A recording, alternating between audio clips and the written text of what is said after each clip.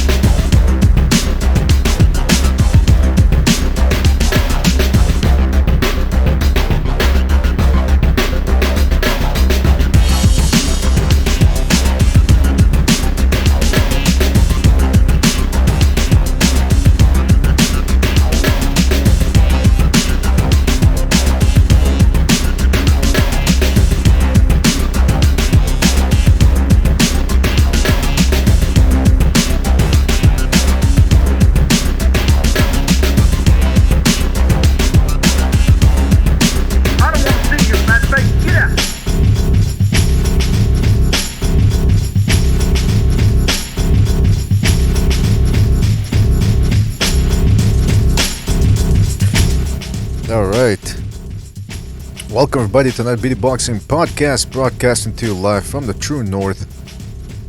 This is your friend Mr. BDA, and alongside with me as always my co-host, the one, the only King, Bucho. King, are you there? Yes, sir. Alright. So before we get down to business, Bucho, how about you do a little bit of the announcing for some of the things people should check out there? Alright, well, first we should thank our Patreon supporters, Raymond, Mel, Gonzalez, Brandon, The Punisher, and Apology Man. What else do we have?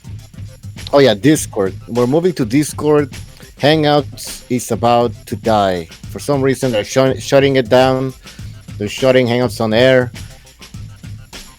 Everybody, so move to Discord. Right now we are actually using Discord. Discord page so we can all join and chat 24/7. Description, Discord, it's called. And joining the show, we're gonna send you a Discord link, not a Hangout link. So just take that into consideration. By the way, you cannot join the panel our friend, so we send some friend notifications, then accept it, or else you won't be able to join the Hangouts. Also, if you would like to support the show. With that being said, though, Bucho, I see there's a whole bunch of people that are missing from the Discord. I mean, Stu's not there, Recognize isn't there. I don't see Precise there. It's gonna take a while, man. All right. So what do we do right now? Do we? Okay, so Stu says that he'll do it tomorrow. I think he still thinks that we're gonna be using Hangouts. I see. What? Let's open a Hangouts. Okay. I don't think it's gonna be a delay, man. Listen, let's just use Hangouts for today, and we've already let it be known now. We're moving to Discord instead of Google Hangouts. Yeah, you're right. I'll do a test during the week or something because it's gonna take a while for people to. But by the way, we have until August 1st. That's right. Hangouts. But all right, so I'll leave the Discord. Well, you know what? While you set up the hangouts, I'm gonna send some invites on Discord. See if everything works out. Because sometimes when you talk, you cut off. So I'm gonna Okay. see. I'm gonna invite a couple of the people. I know Pavel. I mean, yeah, I think Pavel and on Rival. What the fuck? I added Pavel, and he's not in the. Oh, I think because he hasn't accepted. You need to accept our invite on the. On A the friend Discord, invite. with a friend invite. If I send you a friend invite, you need to come on board. All right. So if I send the invite, it says create group DM. Is he gonna be in the same group as us or? Hold on a second. Pete's calling in. Yeah. Pete, are you there? No, I think we're calling Pete. Man, this is kind of No. complicated. I accepted the call. He's talking, but I can't hear you, Pete. Pete, I think you need to go into your settings and make sure that the microphone is set up properly. Hello. Oh yeah. Oh, there now you I go. can hear you. Yeah, now I can hear you. Can y'all You hear hear me? us, Pete? Yeah, I hear you. Okay, All right, perfect. fantastic. Fantastic. I'm gonna send an invite to what's his McGregor. All right, now what's going on? Can you guys hear me still, or can you guys? Yes, I can hear you. Because I'm talking to fucking Stu here on Skype. He's like, he's okay. So I'm gonna open a Hangouts. You take over the show in the meantime, okay? Okay, I can't even. I'm trying to send the McGregor. McGregor, if you're on the Discord, call me the way Pete did, so I can let you on the group, and we'll start experimenting with a little bit of what we've got here.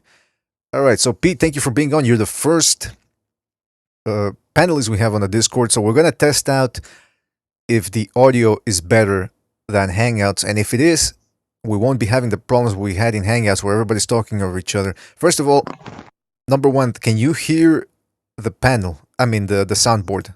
Tell me if you hear this. Get down there and eat my ass. Of course I heard that. Unless that was in my head anyway. Yeah, that's what I hear all the time when I'm walking down the street. Gets me in trouble sometimes. All right, hold on a second. What else here? Are you not entertained? Are you not entertained? Let's go again. You heard all of that? Oh yeah. Fantastic. Gladiator followed by Christian Bale. Jeez, you know all the fucking sound bites here. And all right, so who's on the line now? McGregor, is that you?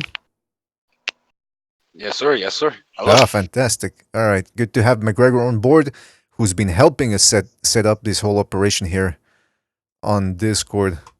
Did you hear the soundboard as well? Yes, sir. Yes, sir. You All sounds blew are it. going. Yeah. Heard that one too. All right, fantastic. I'm going to boost your volume up a little bit there, McGregor, because I can't hear you. Is there a bit of a delay between the time I speak and the time it gets for you guys to hear my voice, or I guess that's kind of hard to determine. Well, I'm able to hear you instantly. I think. Like, say something and I'll give you a response as fast as I can. All right. Fuck. Fuck you. I didn't say fuck you. I just said fuck. Fuck. Yeah. Well, I said it back to you. All right. All right. All right. Now here's the thing. Pete and McGregor start talking over each other. See how the voices. If let's see if they drown each other out, or how, let's say everybody's talking at the same time. I don't really know. This is one hell of a test. Yeah. This is really weird. McGregor. Like, we can do this as much as we Hello? want. All right. Simple All right. enough. All right. Yeah. Okay. All right. It's working. It's working pretty well, man. I like it. It's pretty clear, actually. Nice and crisp. Yeah. All right. All right, so everybody in the chat, I think we're boring people out there listening. Thank you, everybody, for listening, by the way. Everybody that's in the chat room, let's give a shout-out to Steven Schneider, Sakib Rafiq, Triple JJ, Nes Mendoza, James Doherty, Rod Davis, Jason Bourne, Joey Ocean. Did I say Triple JJ or Triple JJJ, which is his actual name? Box.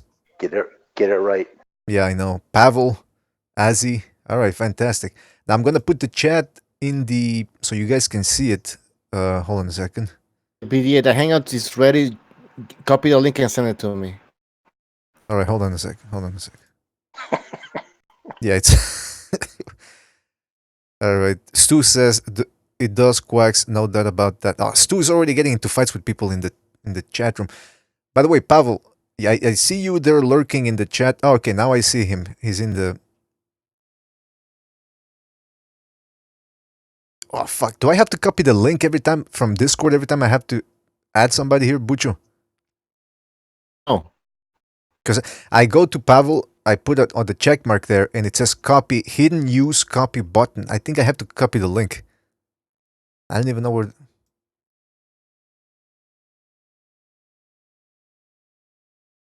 Oh, you click on here and just add him. There you go. I didn't even. Oh, did you do it? Yes. Ah, It's okay, too easy. I don't know what the hell you're doing, man. Shut up. You know how I am under pressure. Don't put me under pressure. All right, Pavel, are you there? Pavel, calling Pavel. Pavel. We should have done this another day. No, it's good. It's good. It's a Sunday, man. We're not even supposed to be doing this. It's supposed to be a day of rest. It's a Sabbath.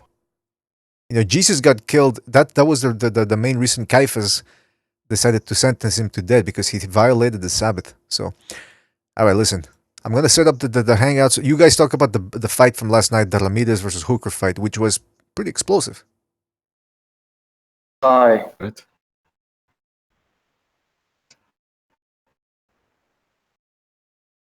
King Bucho. All right. Well, it was a great fight. Ramirez against Hooker. It was a war, actually. Saying, Hooker should use his range, use his jab, but this guy's a power puncher, man. Despite his physical, it's actually he likes to brawl and stuff. So his opponents and put in the pain. So that's what his style, man. And the thing is, Ramirez kept coming forward. He wasn't allowing Hooker to breathe. And Hooker, at some point, I think he was hurt to the body. Also, he was trying to absorb some of the Ramirez punches and then come back with his own all times. But Ramirez was just unstoppable, man. And he ended up knocking him out, as we all know. I don't know. What did you guys think about that fight? Did you think that Hooker could have done more, like as I'm hearing some people say? Let's see. Saying Del Boy Boxing News is saying very good fight.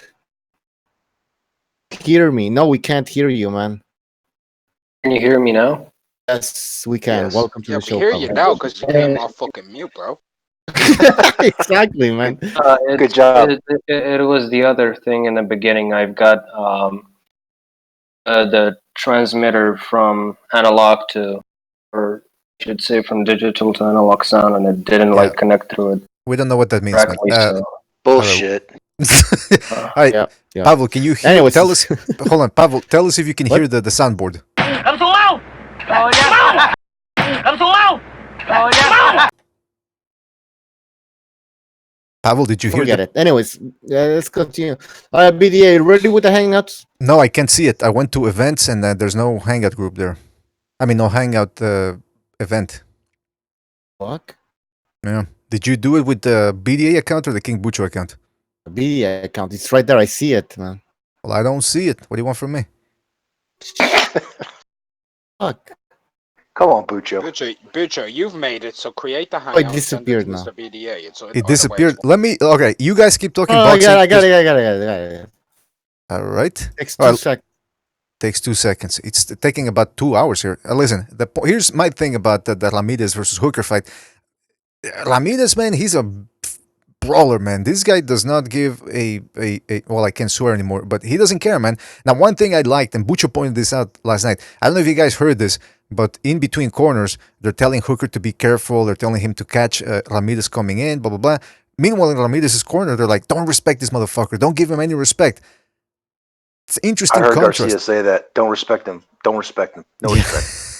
It's an interesting contrast of styles. One guy's the counter puncher, the other guy has to make the fight, and he got clipped a couple of times going in there. What do you guys think, Ramirez? What about Ramirez? Where would you rank him in between the other two elite fighters, Prograis and Taylor?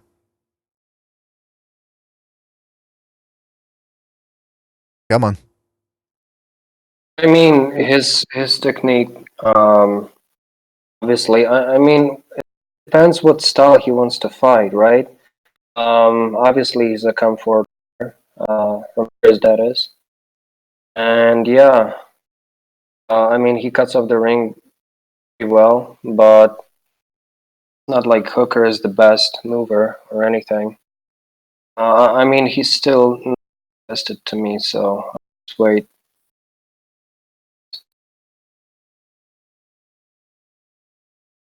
All right. BDA Hangouts is ready, man. Okay, I'm telling you right now. First of all, Pavel was cracking. I mean, cracking. He was sort of, losing sound or breaking up a little bit. Hopefully that's not gonna happen too Can often. you hear me now? I don't think that's Discord specifically. I think that might just be connection itself. Because Pavel does crack up sometimes. Yeah. Yeah, Pavel, Hopefully. you need to get some better internet over there at the Yeah, AGC. but I was okay on Hangouts. Sometimes I don't know, man. Listen, there's so many variables. We'll have to keep on trying, man. And by the But way, anyways, I can't see the event. there's two. I can see two of them, man. There's two events. How come I can't see them? Hey, listen, I'll create one event. All right. Go ahead. Go ahead. And listen, it's the last time we're gonna be using Hangouts. So screw that. Oh my Hangouts, everyone. Get fucking Discord. I've been saying it for what, 2 weeks now. I also get Skype. Skype here. Yeah, I have McGregor. I have Pavel, John Gonzalez, Pete, Precise, Corruption, Revolucion. We're missing a bunch of people, man. So. But do make sure to get Discord. You can download it at discord.gg and you can join. There's a link in the description to the BDA server. That's right. And it's easy to do. It's not complicated. Don't think that you have to do a whole bunch of rigmaroles. No. It's easy, man. Easy. Yeah, don't be put off by the interaction between Bucho and BDA. It's not as complicated as you think. Actually easier than Hangouts. It's actually easier than It is. It is. It just looks complicated because Bucho's always screaming at me, do this, do that. But it's not. It's rather simple, really. Okay, so listen. Let's get down to business here. So Ramirez. So Pavel, you want to repeat what you were saying about Ramirez because we couldn't really hear you. Maybe I'll try to connect through mobile and see if that improves the quality. Yeah, why don't you do that? Okay, I hear you fine now. But anyways. All right. I created my own. Yeah, go ahead. So yeah, I mean, what I was trying to say is that Ramirez to me still untested. I mean, yeah, he's a comfort fighter, but not like Hooker is a great mover or anything. Got tagged a couple of times. Obviously, his defense could be a bit better. I was waiting for Ramirez to feint more a bit. But other than that, I'm not really convinced on performance on that night, so I'll just leave it at that. Okay. Anybody else? Yeah, I'll give it a go. Go ahead. I think Ramirez is excessively tough, rugged. He knows how to take a fighter's reach and range away from them. He knows how to get in on the inside. He knows how to battle inside the pocket. He's one of those guys who's just not going to be easy for anybody because with the chin, the ability to get on top of you to smother your work, the ability to try to hook from mid to close range off of the left hand. He's a nightmare opponent for anyone. I feel like the only guys in that division who can deal with him might be the two guys who are later in the World Boxing Super Series this year, which is Taylor and Regis Prograis.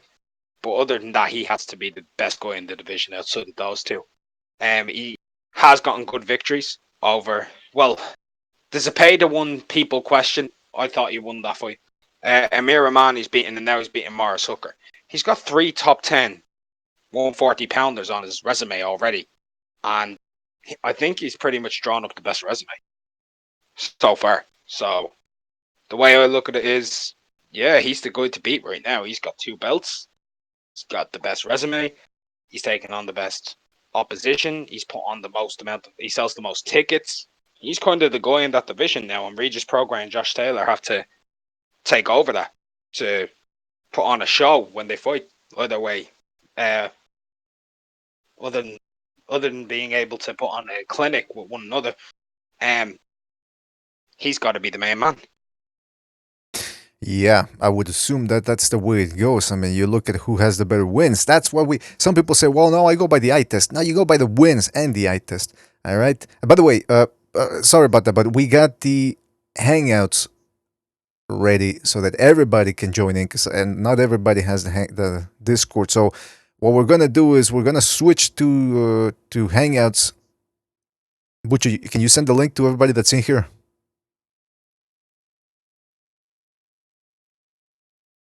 I'll send the link. All right, What the fuck's fantastic. going on, man? I'll send the link. What the fuck's going on, man?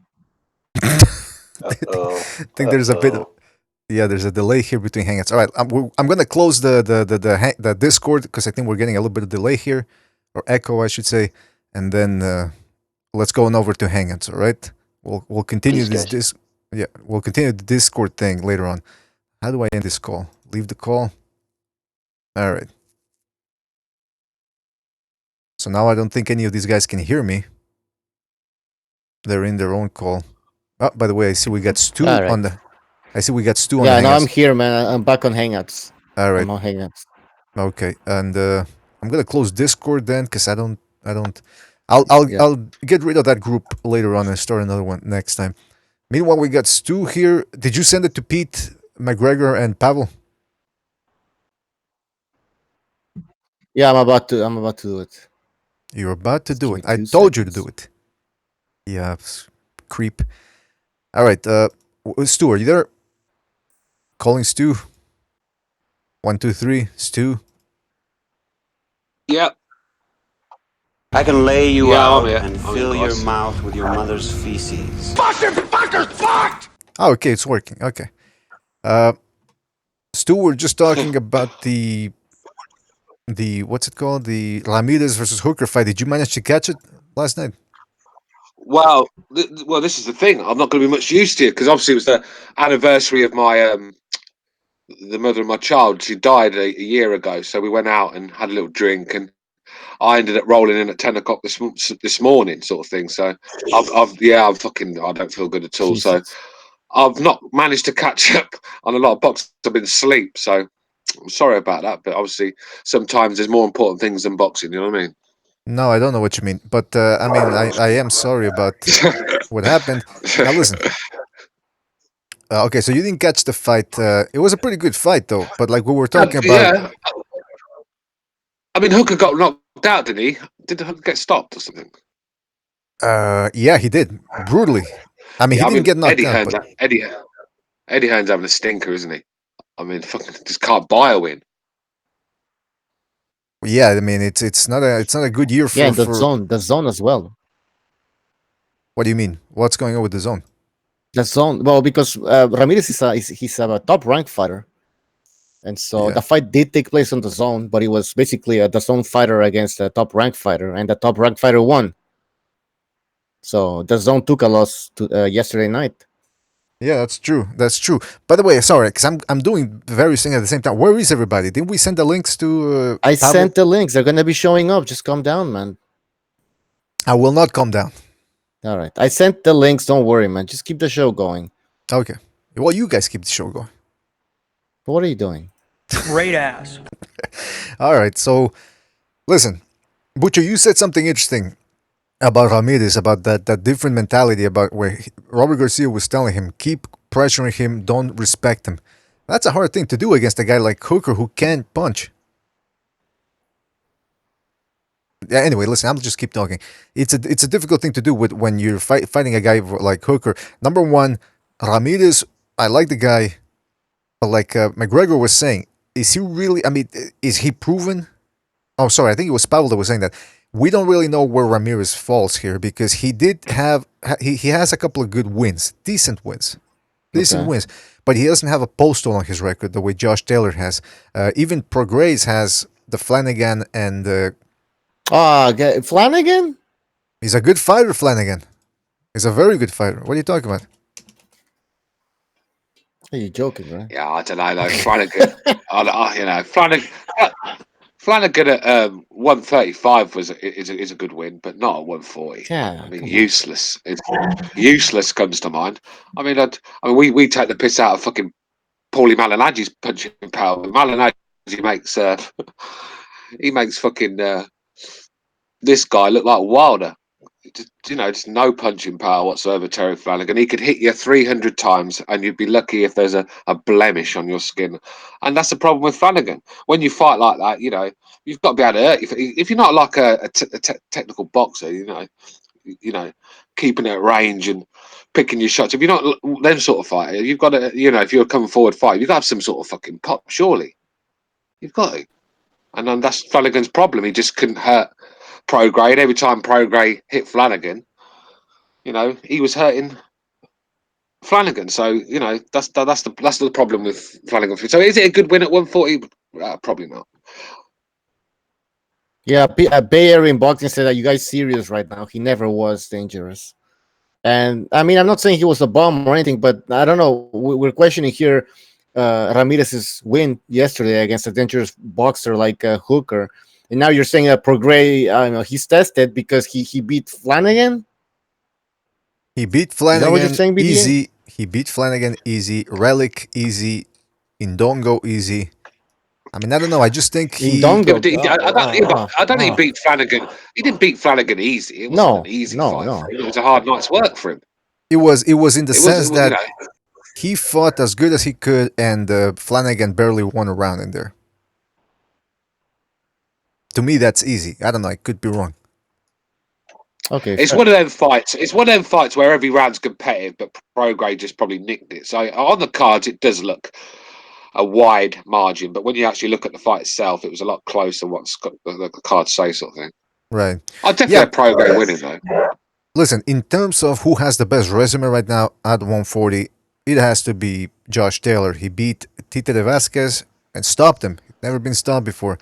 He beat Postal. He beat Baranchik in a very tough fight. I think it could have been easier for Taylor if he would have fought on the outside against Baranchik. And he also has that win over the other guy that looks like Maurice Hooker. What's his name? Okay, but going back to Ramirez here, because that's the fight that happened yesterday night, right? So you're telling me that you're still not convinced, or you still have questions about Ramirez? I mean, obviously there's always questions, right? But like, there's also answers that took place yesterday. Like, we know he has a fucking chin. Do you see how Hooker was hitting him with uppercuts sometimes and was right hooks? The only thing is, he was taking them. He took those fucking shots, man. As I was watching that fight, I couldn't help but think Junior Jones, Marco Antonio Barrera. He keeps coming in wide like that. There's only so many bombs you can take. And I don't know if he can do that against Josh Taylor and Prograis. How wide was he coming in? There was a big opening there for the right hand over his jab. Sometimes we keep through, yeah, okay, but let's be real. Maurice Hooker, right? We've got to keep it real. He's a good fighter. He's got skills that lot, but Eddie Hearn got him that belt, handed to him on a platter. And that's the problem when you got a promoter that protects you. The minute you step up, you can get found out very quickly, and that's the problem with last night's fight. Do you know what I mean? Yeah. Eddie Hearn would make you believe this guy was a superstar in the making. The way he talked about him, and I think Eddie Hearn needs to calm down a little bit on hyping these fights, because it's getting corny now. It actually makes me not want to watch him because of the bullshit that he comes out with. Because this is the thing what Eddie Hearn says. I know you've got to back your own fighter, but how can you say, well, Lomachenko is pound for pound #1 in the world, but I think Anthony Crolla can win this. I think Luke Campbell can win. I mean, what fucking planet is this fucking guy on? Oh, it's too well. Well, you just said it. He has to back his own fighters. I mean, come on. Yeah, but come on, man. He doesn't believe it. Yeah, you can't claim someone to be pound for pound, then said Anthony Crolla's going to beat him in the same sentence. But what do you want him to say, man? Just say, look, we're going to go there, give it our all, and hopefully we don't get our ass whooped. Keep it real, innit? Maybe he's trying to sell the fight as well, right? They want to make you believe that that there is a chance of an upset when there really isn't. Yeah, really convinced me that one. By the way, we got Gonzalo on the line, and I'm curious to hear, Gonzalo, what? Thank you for being on the show. We're talking about Ramirez and his victory over Hooker. I'm saying it was a very good win. He made the fight happen by coming forward and initiating the action, which of course means you're gonna get hit if you do that. But I'm just wondering if he can do that against guys like Prograis and Josh Taylor. What do you think? Of course he can because he's got very good boxing IQ. He was 11 time national champion, and he one of those. Um, Six of those were consecutive, surpassing Oscar De La Hoya, becoming the most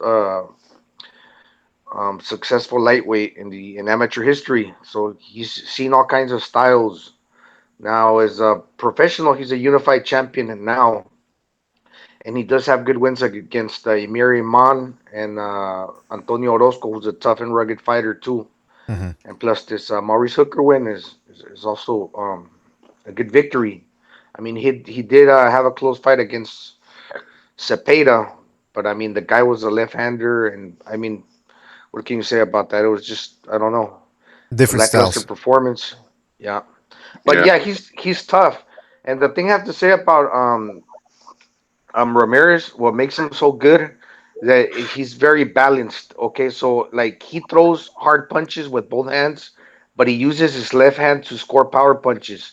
So he can throw a jab, then throw hooks to the body and go upstairs with the same hand, that being the lead hand. Which, like, I mean, Hooker said that he lost focus. It wasn't really so much he lost focus, is that he wasn't giving away like um, he wasn't giving him time to think because with that lead hand he was able to hurt him, and by the time he hurt him, he pounced on him with the trail hand. So Ramirez can hit hard with both hands. I mean, he's not the hardest puncher, but the fact that he can score hard with that lead hand, he's able to set up his power punch right after he hurt you with that jab hand. He can score hooks. His hardest punches is his left hook, and that's his lead hand. And he don't have to like throw any other punches like left right left right. He can just score with the left hand. He can score once, hit you twice, and hit you downstairs and hit you upstairs with the same hand without having to throw the other hand. So he can just hurt you with the lead hand, and by the time he hurts you, he can pounce on you with his power hand. That's a good point. Astute observation right there. But I'm impressed with Ramirez. Like you said, he's not just a come forward. Because okay, here's the difference. Again, people always either underrate or overrate fighters. I try to look at it down the middle, the Buddhist way. Ramirez is not a come forward slugger. A come forward slugger would be more like the guy he beat, Orozco. Orozco is a little bit more crude, not as he doesn't have as many options when it comes to offense as Ramirez. He doesn't create the same angles that Ramirez does. So that's a difference right there. When Ramirez fought Orozco, he dropped him like 3-4 times, I think, during the fight. I'm surprised Orozco kept going because those body shots were vicious. But what I'm saying is, when he steps in there against guys who have better hand speed than he does and who can crack as well, because Maurice Hooker had hand speed and power, but he was fighting in spurts.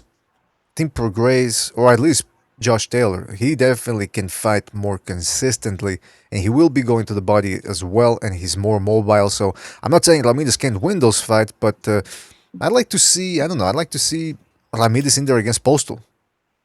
Because like you said, Cepeda was giving him trouble. Cepeda was a different style, southpaw, more mobile. And although Postal is not a southpaw, he is a long-range boxer. He might catch Ramirez coming in the same way he caught Matisse there. So that's a good test for Ramirez to see where he's really at compared to a guy like Taylor. I don't know if... Yeah, and it's a fight that can happen.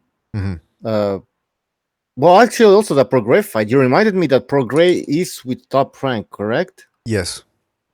So after the tournament, he will be returning. Now, whether he returns as a champion of the World Boxing Super Series, that remains to be seen, but that's another potential fight. But for now, yeah, the Postal fight makes complete sense, and it's a feasible fight. Yeah, it's a very feasible fight. Now, here's the thing, though, guys. Here's the thing. Ramirez was in a bit of a tough fight last night. I mean, he did eat some shots. I think he got hurt to the body at some point. I'm not sure. I had to rewatch the fight. But he ended the fight in spectacular fashion, so he didn't take that much punishment. He didn't go about, 10, 12 rounds. if you really want to see a fight of the year, although it could shorten his career, put him in there against Baranchik. Put Ramirez in against Baranchik, and let's see some fireworks, man. Hey, that's a great bit of matchmaking there, BDA. A tremendous fight, that. I mean, that's the sort of fight where I think the styles will gel very nicely, and it'd be very good on the eye to watch, sort of thing. And I like that fight. Gonzalo, what do you think? That's a dangerous fight. It's a good fight for the fans, obviously, but a dangerous fight for Ramirez. And we also have to think about the Bob Arum is gonna try to milk this thing up. I mean, we have here a Mexican American who's now a unified champion who just won by devastating knockout, basically, or stoppage. Now, I mean, what if Bob Arum starts putting him in California and putting him against less than stellar opposition? I can see that happening, man. You think so? Yeah, I mean, Bob's. I mean, let's be real. Bob's bounced back. Just when you think the old bastard's about to kick bucket, he gets a new he does a fucking new life in him, and he bounces back, sort of thing. So, and he's having some good results, and he's making Eddie Hearn look like a right fucking douchebag at the moment. But it's funny when someone in the chat said about Eddie Hearn aging 10 years lately. I mean, I don't know if you've seen that app. I don't know if you've seen that app on Facebook where you put it in and you can see what you look like. Oh, yeah. 30, 40 years time. Eddie Hearn don't need to use that app. He just gets a picture from last year and one from this year, and it's just the same fucking thing, isn't it? I mean, this guy has aged about 30 years. I mean, the grey hair, took too much on. Got too big-headed, too arrogant. I like Eddie Hearn. Don't get me wrong, it don't sound like I do right now, but I actually like Eddie Hearn. I think he's good for boxing. But I think he took too much on, got too arrogant. And I think it's bite him in the arse at the moment, isn't it? Let's be real. While Bob sits back and barely walk, and he's running the show. Yeah, I don't know, Stu. I don't trust anybody that doesn't wear underwear. If you don't wear underwear, I don't know. You're suspect in my eyes. So that's the way I feel about Eddie Hearn. Yeah, you got to be a bit of a weirdo, ain't you? Anyone who doesn't wear it, anyway. Anyone wants their fucking dick rubbing against their leg when they're walking, just can't be something wrong with it. That's fucking nasty, man. Yeah.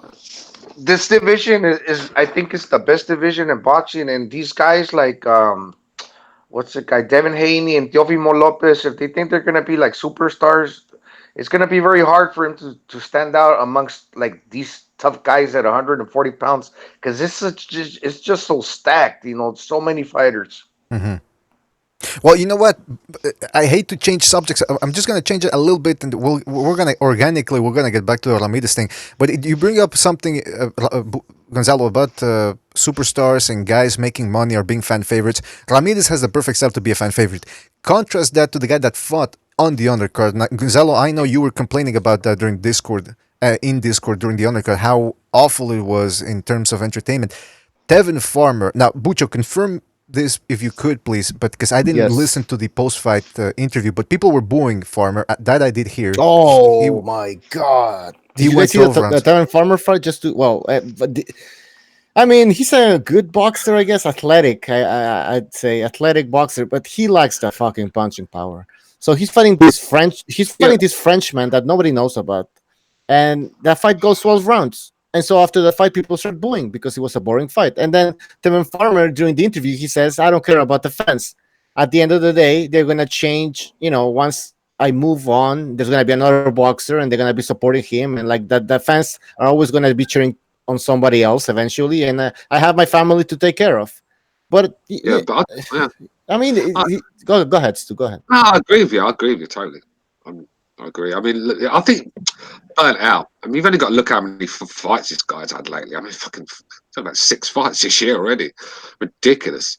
And this is obviously Eddie's getting in the work, and that's a good thing. But sometimes you have to take a fucking step back.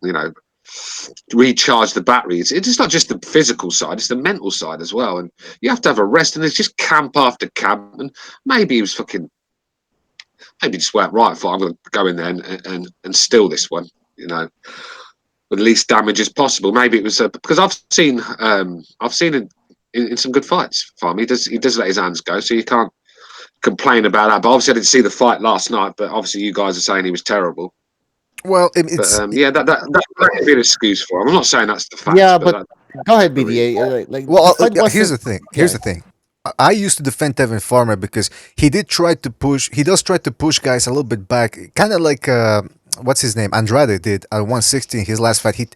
It was the opposite. Andrade started off trying to look entertaining, and then when he couldn't, he just decided to revert back to his boxing style. Farmer this time he tried to push the other guy back in a couple of the rounds, so I give him credit for that. But after the fight, I don't know, it might have just been frustration but he did say that apparently from what Butch was telling me. Hey, I don't care about the fans. When you say that, and you're a slapper and you're a mover, it doesn't.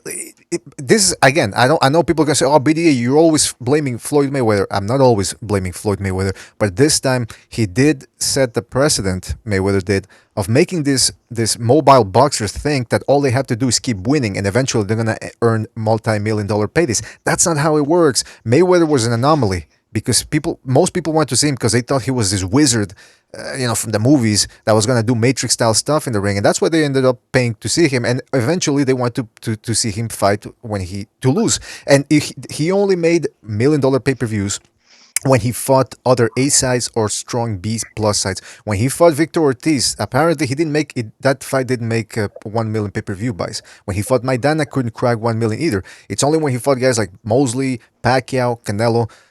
And so look at that from that perspective and look at Tevin Farmer thinking he's going to be a superstar. Not with that style, and certainly not by telling the fans that he doesn't care about them. Yeah, but the thing is, though, bro, I mean, Floyd, he used that zero, didn't he, as a weapon.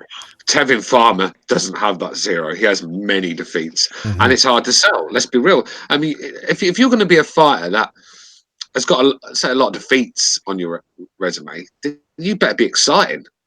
Exactly. Otherwise, who's going to give a toss about a guy who fights on the back foot with about 5 fucking losses? This is how boxing works, I'm afraid. And like you said, Floyd was the last. That was the last time boxing fans will ever get mugged off like that again. Another Floyd won't happen again. I think, but with the internet and how boxing fans are more educated these days, we're not going to fall for that shit anymore. So I don't think anyone's going to be able to con us like Floyd did. That's for sure. So yeah, these fighters need to start putting this out of their head, because if you look at all the top fighters in the world at the moment, the most fans, I'd say most of them are exciting fighters that let their hands go. I mean, because let's be real, you can be one of these boxing snobs who loves the sweet science, but do you really want to stay up to 5 o'clock in the morning to watch sweet science? No, you don't. You want to see people get beat up. I'm sure that's what we like boxing for, isn't it? Exactly, and that's the thing with these two fighters that ended up passing away recently. Listen, that's what we're in here, right? That's what we were talking about with Precise and a couple of other people in the last episode. This is boxing. We don't watch it because these guys are having tea with each other and talking about the economy. We watch because we want to see brutality. And yes, sometimes people die. You don't like it? Change the channel. Watch something else. Go watch tennis or golf or cricket. This is a sport that's brutal. Now, we're not saying that we want to see Devin Farmer turn into Brandon Rios all of a sudden, but he can sit down on his shots a little more. He did. To his credit, he did try to shoot combinations. He did go to the body. But the guy's a slapper, man. Work on that punching power. You can improve punching power. You're not going to turn into Kovalev or Adonis Stevenson all of a sudden, but you can punch a little harder. BDA, after the fight, he said that he hurt his hand. Okay? BDA, do you think that's because he slaps and he doesn't know how to throw punches properly? Absolutely. Yeah, of course he does. If you're not turning your punches, if you're slapping your punches, what do you think Wilder fucking breaks his hands all the time? Because technically he's horrible when he's throwing some of these shots, but he's got so much power, he's only got to fucking graze you and you're asleep. But that's why he breaks his hand. If you don't, that's what happens when you slap your punches. But this is the important thing about punching power. I keep fucking preaching this. And it's the most important thing in boxing, because it can make when you've got punching power, you can go in there and have an easy night, hit him on the button, and it's over, sort of thing. But if you haven't got any power, it's every fight you're in 12 rounds of some guy coming forward trying to beat you up, and it's a hard career, isn't it? I mean, it's much easier to go in there, get the job done early, go home, no damage done, than being in a 12-round war, innit? Fighting some guy off you constantly and getting head butted and all sorts. I mean, that's the problem with punching power. That you've got to have it up to be at the top. You've got to have it. Some people are calling Tank Davis the new Paulie Malignaggi. Come on, I think he's a little bit more. Why is that then? The new Paulie Malignaggi. Well, was he slapping then? Yeah, because he has no power. That's basically the comparison. You on about No, Tank did I say Tank Davis? Sorry, no, oh, my fucking fault. Sorry, no, Jesus, Tevin Farmer. Yeah, Get it together, Bucho. Get it together, Bucho. I think that Tank at 6 years old hit harder than Malin. Yeah. No. And that's also, be an interesting fight. I would like to see Tevin Farmer against Tank Davis. Yeah, well, they keep talking about it. Just make it happen. I think Tank Davis knocks out Tevin Farmer. by the way, Cachnello in the chat says Farmer getting beaten to a coma would actually be good for boxing. Come on, man. I know. Come on. No, that's going too far. That's going, especially after what happened this past couple of days. No. No, we don't want that type of talk here. Tevin Farmer was hitting the French guy. He was hitting him with low blows, and he was doing that like a lot. And I guess the guy was just wincing, but he didn't complain to the rep because he probably wasn't even hitting him hard enough to the nuts that he had no reason to complain. Well, he's French. They don't have any nuts. Oh No. He's French. I'm surprised he even turned up. Yeah, I think that's why I was expecting him to have a white flag as trunks. You know, in the French tradition. We're gonna get complaints from the French people. I always like to say this when we're talking about the French. You know, the old quote from General Patton: "I'd rather have a German army in front of me than a French one behind me." Oh, says it all. No. Now, see, that's Stu talking about the French. You know, the Brits, they don't like the French. I don't know why. I think they should have good business, right? Listen, the point is this. Farmer, and I've said this, I was saying this during the whole Rigondeaux, when Rigondeaux was in his prime, in quotation marks, and he was boring the heck out of people, and his fans, if you want to call them fans, even though they would never pay to watch him fight live, they would complain, how come Rigondeaux doesn't get more money? And he would complain about it too. Well, listen, Tevin Farmer just said it last night. Oh, I'm worried about my family. Good. That you should be worried about your family, and your family comes first. That being said, if you want to make multi-million-dollar paydays, and then you tell the people after the fight, I don't care about you, sorry, they're not going to pay to watch you fight. Now, here's the other thing. Some people say, well, what about Mexicans? You know, Mexicans, they support their fighters. Not all the time. I mean, how many were people packing arenas to watch Miguel Vasquez when he was fighting? No, it's because most Mexicans, there's a couple of good Mexicans every once in a while that come out, and they're all sluggers. That's why Mexicans are the Mexican fans are fans of these guys. They're loyal to a guy that brings it. Eric Morales, perfect example. Yeah, definitely. And the thing is, it's getting to the stage now where even if he's got a fucking Mexican name, he's sort of starting to sell. I mean, Eddie Hearn's going to start bringing British guys over, put a moustache on him, and call him Ramirez or something, and he's going to stern it. I mean, let's be real. The Mexicans you could put a fucking donkey in there with a Mexican flag around it, and it'd get pay-per-views. So that's the good thing about Mexican flag. They back their guys, and the Americans don't. Let's be real. That's not a bad idea. Well, that's what he needs to do. I'm sorry. That's what he needs to do, Eddie Hearn. He needs to sign a few Latino fighters. Nah, like Stu said, it doesn't even have to be real Latino fighters. He can grab a white guy, give him a really, really dark tan, and put a mustache like with a marker. Just draw a mustache and then call him Ramirez or something. Boom, you get a superstar. Yeah, just get some redneck in it from Mississippi or something. Put him on the front bed, put a moustache on him, and call him fucking Vasquez or something. Well away, ain't you? There you go. You don't have to stay in America. There you go. Now I don't know how I don't know how it would work with black fighters. With black fighters, it'll be a little more complicated because how can you? What do you bleach them and then you tan them and then you pass them off as Mexican? Or how would that work? You're gonna have to see Michael Jackson's fucking surgeon for that one, aren't you? Yeah, you do. Or Sammy Sosa's surgeon or whatever. Yeah, well, no, I'm going to Sammy Sosa. I mean, I don't. Yeah, I don't look like that. Creams. He was using some weird creams. Oh yeah, I'm pretty sure. I'm not sure who's more scary, him or what's the guy? The boxer. The boxer who was in 9.5 weeks. What's this? Mickey Rourke. Oh, Mickey Rourke, yeah. Oh, fuck, man. That guy's a mess, man. Oh, that guy. What has happened to him, man? He says he's due to boxing, his boxing career. I just tell you what, he should get back into boxing because I reckon a few ass would probably improve his face. That's how bad it is. I mean, not even Arturo Gatti looked like that, and he was in some fucking boxing wars. This guy was having fake fights, man. All right, mate. I mean, what? So he got punched that hard. It actually gave him Botox. Yeah, exactly. Pulled his skin back from his eyes. Oh man. Hey, what happened? What happened? Oh yeah, go ahead, Gonzalo. Go ahead. I want to say something. But in the Zone Network, I mean, they had Devin Haney. He was like speaking a few times, and I think obviously they're building him up to be a superstar. And one thing I have to say about him, like I don't know if he's really that good, because like in his last fight, he was like on the back foot, and until the later rounds when the guy tired out, he was able to knock him out. But they picked an opponent that they only gave him like 2 weeks notice. Okay, and the guy and Devin Haney, he's doing the snack regimen, and he's like always in shape, of course, because he's their investment. But they're picking out fighters that when they're only giving them like 2 weeks notice. So of course, they come into fight, and in the beginning, he wasn't really doing that good. He was running only until that fire tired out. He was able to knock him out.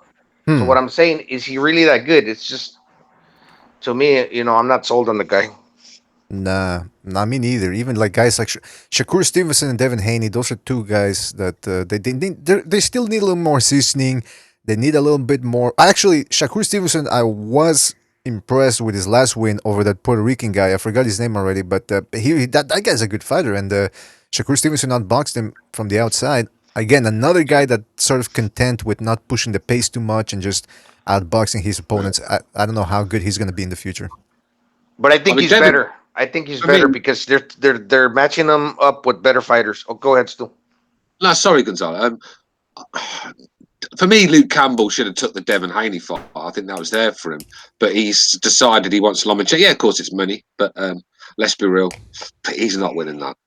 He's not winning it. So what is he going to gain from getting mentally tortured by Lomachenko? And this is the problem. I think he was building up his career nicely, getting a bit of confidence back, because he was lacking that massively. And he's starting to sit on his punches a lot better. And his power's improved. He's starting to hurt people. And he's starting to improve as a fighter, sort of grow into a man sort of thing. And I'd like to see him take a couple more. I mean, even Devin Haney's a very hard fight for him. So I'm not saying that's a warm-up. But I think if you're going to go to that level, I thought Haney's probably as far as he could have gone. I mean, Lomachenko is just another level altogether. So I don't like the Luke Campbell Lomachenko fight. I'm going to keep it real. I don't think it's a very good fight. Yeah. It's not competitive. Sorry. Yeah, at this point, Lomachenko should be being. I mean, if he's fighting guys that we already know he's going to beat coming in. I mean, again, this is boxing. Anything can happen. Luke Campbell, he might be competitive for a while. But what I'm saying is, it's like when Mayweather would fight guys like Guerrero and all that, and you're thinking, oh, here we go. Like, well, what am I really watching this for? I already know who's going to win 90%. With 90% exactitude or whatever you want to say. So I don't. But then again, that's top rank. They don't really have anybody to match Lomachenko with right now. They're trying to build Teofimo Lopez, but his stock took a bit of a dive after fighting the Japanese guy. So I don't know. They're in a tough situation. People in the chat room were saying, I think it was BDA Boxing saying, why doesn't Lomachenko move up to fight Ramirez? We already talked about this. This guy already moved up from 126 to 130. No, sorry, 126 to 135. So do we really want to see him? I mean, yeah, maybe there's the argument he's that good, so maybe he should move up to 140. But it's a tough sell, man. It's a tough sell for him. Mate, they won't be happy. They won't be happy until he's in there with fucking Dylan White or someone like that. I mean, the reason we have weight divisions, and unfortunately Lomachenko is just far too small for 140. You just got to see the size of Prograis. Go and get Prograis and put him next to fucking Lomachenko. I mean, it'd be like a guy walking together. It'd be like a guy taking his kid to school. Mm-hmm. So this is why we have weight divisions, bro. And for me, Lomachenko doesn't have to keep going at weights to prove himself. He's the man. People should go and chase him. Why should the best fighter in the world go and chase prospects and number 2 contenders? Get the fuck out. I mean, they should be chasing the champ. That's what boxers should be thriving for, to get to the top, not fucking waiting for the champ to call you out. What sort of sport is this? Well, the argument. These clowns, all they want to do, they just want Lomachenko to keep going, because they keep bringing out these names that's going to beat Lomachenko, and time again, he fucking schools them and he makes them look stupid. So they have to keep bringing out new names. The argument is that Lomachenko is so good that there's no competition at 135, so therefore he should move up in weight. That's the argument. Yeah, I mean, what is that, man? I mean, we saw how big Linares was, and even Pedraza was against Lomachenko. I mean, Lomachenko looks tiny in there, man. And let's be Lomachenko. He should stay where he is. And why don't Tank Davis go and fight Lomachenko? How about that one? Yeah, they're about the same size. Why not? Speaking of Tank Davis, Some people want Loma to go up. They've not once said about Tank going up. Yeah, it's a good point, man. I mean, they don't. What's the excuse? I'm trying to think of an excuse. Didn't they say that he wasn't ready? Somebody said that Tank Davis wasn't ready for Lomachenko. I think it was Floyd. Yeah, Floyd Mayweather. Yeah. All right. So Well, that that's was like what, 2 years ago? Is he ready now? Let's be real. Well, like I said earlier, good promotion for me. I mean, I know we want to see the fight, but if Floyd looked at his fight and thought, "Nah, he ain't going to win this one," I'm not. Instead of being Eddie Hearn, yeah, I think sign the fight. I think we can win this and get your ass whooped. Floyd's looked at it and thought, "Nah, mate, this guy could finish Tank's career." Because that's what he does. He just mentally breaks fighters down. I could see why Floyd ducked that one. I really can. Good promoting. Box in the chat says Tank is a fatty boom boom. Omni Surge Media says nobody wants to see Lomachenko against Tank Davis. Bay Area Boxing says Tank only fight bums. And Chemical Boxing MMA says Tank stops Lomachenko in 5 rounds. Easy work. I see. All right. Well, here's the interesting thing about the 130-pound division. For Tank Davis, there's a couple of good options there. I mean, you got Joseph. I mean, if they want to do some cross-promotional fights, he could take on Joseph Diaz Jr. He could take on Francisco Vargas, even though he's on the downslide. Masayuki Ito, he's a good fighter. Don't get it twisted. Just because he lost his fight against Herring. There's Jamal Herring, who's a decent boxer. Andrew Cancio, who makes for very entertaining fights. That would make for explosive fireworks right there. Tevin Farmer, Gervonta Davis, and you got Miguel Burchell. So it's not like there's a lack of fights for Gervonta Davis. If he doesn't want to take on Lomachenko right now, take on either of these guys. Of course, the logic would be that if he wants to take on Lomachenko, then he should face either Tevin Farmer or Joseph Diaz Jr., 2 southpaws with quick hands. And that would let us know and let him know as well how he matches up against the best fighter in the world, or at worst, the number 2 or 3. What do you guys think? Gervonta Davis, which fight would you like to see him in at 130? Burchell? Well, anyone with a pulse would be nice. Yeah, Burchell. Well, there was a rumor that he was going to fight who's the WBO featherweight champion? What's his name? Featherweight champion. Yeah, that will be top rank. That one who fought Quigg. Oh, Valdez. Oh, yeah, Valdez. Yeah, that's a Tank Davis Valdez. This is a very good fight. I like that. But yeah, did he fought fucking Nunes last night, didn't he? Oh, yeah. Yeah, I mean, he might as well be fighting fucking Amanda Nunes. I mean, that was a ridiculous fight. Do you know what I mean? Oh, that's a good. Somebody tweeted like a meme of this boxer that has like 11 wins, 9 losses, and this boxer apparently knocked out Nunes as well. Was it Haymanites that posted that? Or? Yeah, Haymanites posted it. So I mean, come on, man. This wasn't any sort of opposition for Tank Davis, and this is becoming recurrent now. Like Davis isn't fighting anybody, man. It's just and. I remember when people were comparing Showtime with the DAZN, and you're paying $10 a month for the DAZN, which it is $10 if you buy the year package. No, actually, it's $8. But anyways, people were saying Showtime is much better. I don't know what the hell you're getting with Showtime, guys, man. You're paying like what, $15 or more for that premium cable package. You're getting. You're not getting. This is the fight that you got now. That was the main event, guys. Tank Davis against some bum. All right. And then the argument was, we're gonna get Spence Sean Porter. Hey man, that fight they just said is gonna be a pay-per-view. All right, so I don't know what the hell you're getting with Showtime. I mean, I'm seeing this comment in the chat about Tank being a star, selling 16,000 when Lomachenko can't sell out Burger King. But, he's in his own country, for crying out loud. His own city, guy. He was in Baltimore. He was in Baltimore. Let Tank Davis go to the Ukraine and see how many fucking tickets he sells. No, but exactly. The fight was in his hometown. Exactly. And let's be real, like I said, Tank's fighting no one. He's becoming one of the worst champions, and not by talent, because he's a talented kid, but just by resume, one of the worst champions in boxing. I mean, this guy. Most people, like I said, they take a fight and then take a step up, and then a step up again. Not this guy. He's at his level. He's on his way down, isn't he? I mean, he's like I said, fucking ridiculous. Yeah. That Nunes guy, like I said, he might as well have been Amanda Nunes in there. She'd have probably given him a better fight, to be honest with you. And a fight in Baltimore. I'm sorry, but it's not Las Vegas. It's not the Madison Square Garden or something like that. I mean, they're never going back there. Trust me, man. It's definitely not Las Vegas. I'd say it's more like West Bay, more like West Bay route. I didn't see the undercard from the Tank Davis fight, but since it was in Baltimore, wasn't the undercard like a drive-by shooting or a liquor store robbery? Maybe I'm wrong. Probably. I mean, seriously, no. But to be seriously speaking, come on, man. Like he, and we don't even know how many tickets were handed out. Like they usually do with the PBC. Oh yeah, mate. They're giving them away in Happy Meals over there. Yeah. But here's the thing about Tank Davis. We've spoken about it before, and Stu, you've been a proponent of Tank Davis about how he's actually a dangerous guy when it comes to his boxing skills and his power. The problem is this. Yeah.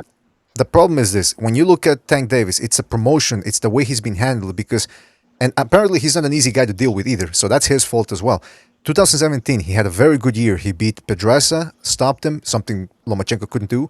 He beat the undefeated Liam Walsh by stoppage, and he stopped Francisco Fonseca, although he didn't look all that great in that fight. Nevertheless, 3 stoppages in 1 year. That's fantastic. Then he stops. He only fought once in 2018 against the tough Jesus Cuellar, the Argentinian. Then he was supposed to fight Abner Mares this year in February. That fight fell through. Again, that's not his fault. But in the big scheme of things, this is why you try to be as active as possible, because now, because of the Mares fight falling through, he had to fight a Lay's replacement. Now he fights a guy, Ricardo Nunez, who's in the same level as Hugo Ruiz. So already 2019, halfway through, and these are the 2 guys he's fought, Ruiz and Nunez. I mean, come on. 24 he's regressing. Yeah. He's going backward. Going fucking style, mate. Going style. Hey, this is not how to build a fight, right? You have to build momentum with these fighters. When they've had a good win, you're getting back out there quick with a big name again. And it's just no momentum behind this guy. Like I said, he'll fight he'll drag some can up from nowhere, fight him, and then just disappear into the sunset for another 8 months, and then come back, fight another. I mean, that's not a champion to me. Tank Davis in my eyes is not a champion until he goes out and proves it. And like I said, there's nothing stopping him from going up to 135 because he struggles to make weight constantly. I mean, how many times has that guy fouled weight? So he's a 135 fight. Let's just say that. And they're not looking for greatness, though. They're not looking for any sort of greatness. Like, for example, remember, Stu, there was rumors that he was going to fight Abner Mares? Yeah. Why? What's the point of that fight?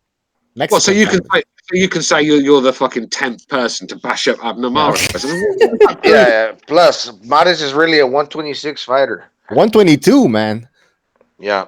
Now 122, I'd say. I don't even think he's a 126 fighter. I'm surprised they didn't fucking bring Victor Chinian back. Man. At 130, he could be fighting Andrew Cancio, Joseph Diaz, maybe a Scott Quigg. I don't know. He's 5'4". He's 5'4", man. Tank Quigg would be fucking electric. That'd be a very good fight. That would. But that's the sort of fight. That's the sort of fight that Tank needs. A good name like Valdez, like Quigg. One of them names is what he needs. I'll be happy with that. But we're getting nowhere near that level from Tank. And like I said, he's going to go stale. He's going to take his eye off the ball because he's hanging around with Broner. Them two are not in the gym, are they? Let's be real. When them two are together, they are not polishing up on techniques. Let's just say that they're fucking spraying champagne and making it rain. And there's going to be a time when he gets in a fight, he's going to take his eye off the ball and he's going to get sparked out. And then there's most. Then there's. But You know what, too? I thought that the reason you became a superstar also, I mean, you kind of have to have a personality too, kind of like, I don't know, Sugar Ray Leonard or something. Oscar De La Hoya. This guy, like, he's so flat when the camera's rolling. He's always on his phone. He's got his head tucked down. He's not even talking. He's very like he lacks the personality. Oh, what you on about Tank Davis? Yeah. Yeah. Oh, he's inflexible foamed balsa wood, isn't he? I mean, that's what he is. I mean, there's just no brain cells in that head of him at all. But fortunately for him, he's a very. If you can get into this guy's head and get him to, dedicate more to boxing, because he's never in shape, have you? When you see him, he just looks a fat little round man. When he shouldn't be walking around looking like drunk. that. That's a good point. He's always pissed up with that douchebag Broner. So if you could get him to sort of like dedicate his career and his life to boxing and start focusing, he could be a real serious talent. But I just don't. I see him going down the same road as Broner, and anyone that's next to Tank Davis that's got any sort of fucking promotional or management skills would be telling Tank Davis to stay well clear of Adrian Broner. I mean, that guy. When you're a fighter, you need to stay clear of toxic people like him because he'll drag you down. Yeah. And the problem is that we're complaining here about Tank Davis' opposition, and we think that more people are thinking the same way as us, and there's going to be some sort of uproar, and eventually the PBC is going to realize that they have to actually do something with Tank Davis. But that's not the case. The reality is that some people are actually praising this performance, and they're all happy, and they're showing all these highlight reels of him knocking out Nunez, and so nothing's going to change. Nothing's gonna fucking change, unfortunately. Yeah, but the thing is, that's what I'm saying. It's all right for Tank to do that, but Tyson Fury, he has a little war after a war with Wilder. He's not allowed to do that, is he? He's not allowed to. He's not allowed to do that. But yet Tank, he's let the drag up can after can after can, and more highlight reels. Fury's supposed to forget about that $100 million offer from ESPN. He's supposed to forget about that and just go to Showtime and fight the Wilder again. Like, get out of here. That's the sort of thing they'd do, wouldn't they? They'd turn that down $100 million to fight him for $8 million. That's the sort of thing they'd do, wouldn't it? Let's be real. So the thing about it's double standards with boxing fans, and that's why I don't really like them, to be honest. Well, I'll tell you this though, you brought up the good point about Tank Davis also ballooning up in weight in between fights. That's the other thing, is that's not good, man. I mean, if you're not being active, and then on top of that, you're not active and you're getting fat in between fights. At 24 years old right now, he can get away with that. He's not going to be able to do it at 28, 29, 30, or in his early 30s. I mean, it depends on the fighters, but usually, whether you're young or old, it's not a good thing to be doing, getting fat in between fights. Listen. Yeah, Butcher, how many times has this guy had to go on the scales and then have to go run a few pounds off because he couldn't make weight? Exactly. And that just shows that he's training, and he's obviously not training properly. He got, I said, blowing up to 150 pounds. Some people say 155. So, you can. Ricky Hatton will tell you there's only so long you can do that before it takes its toll.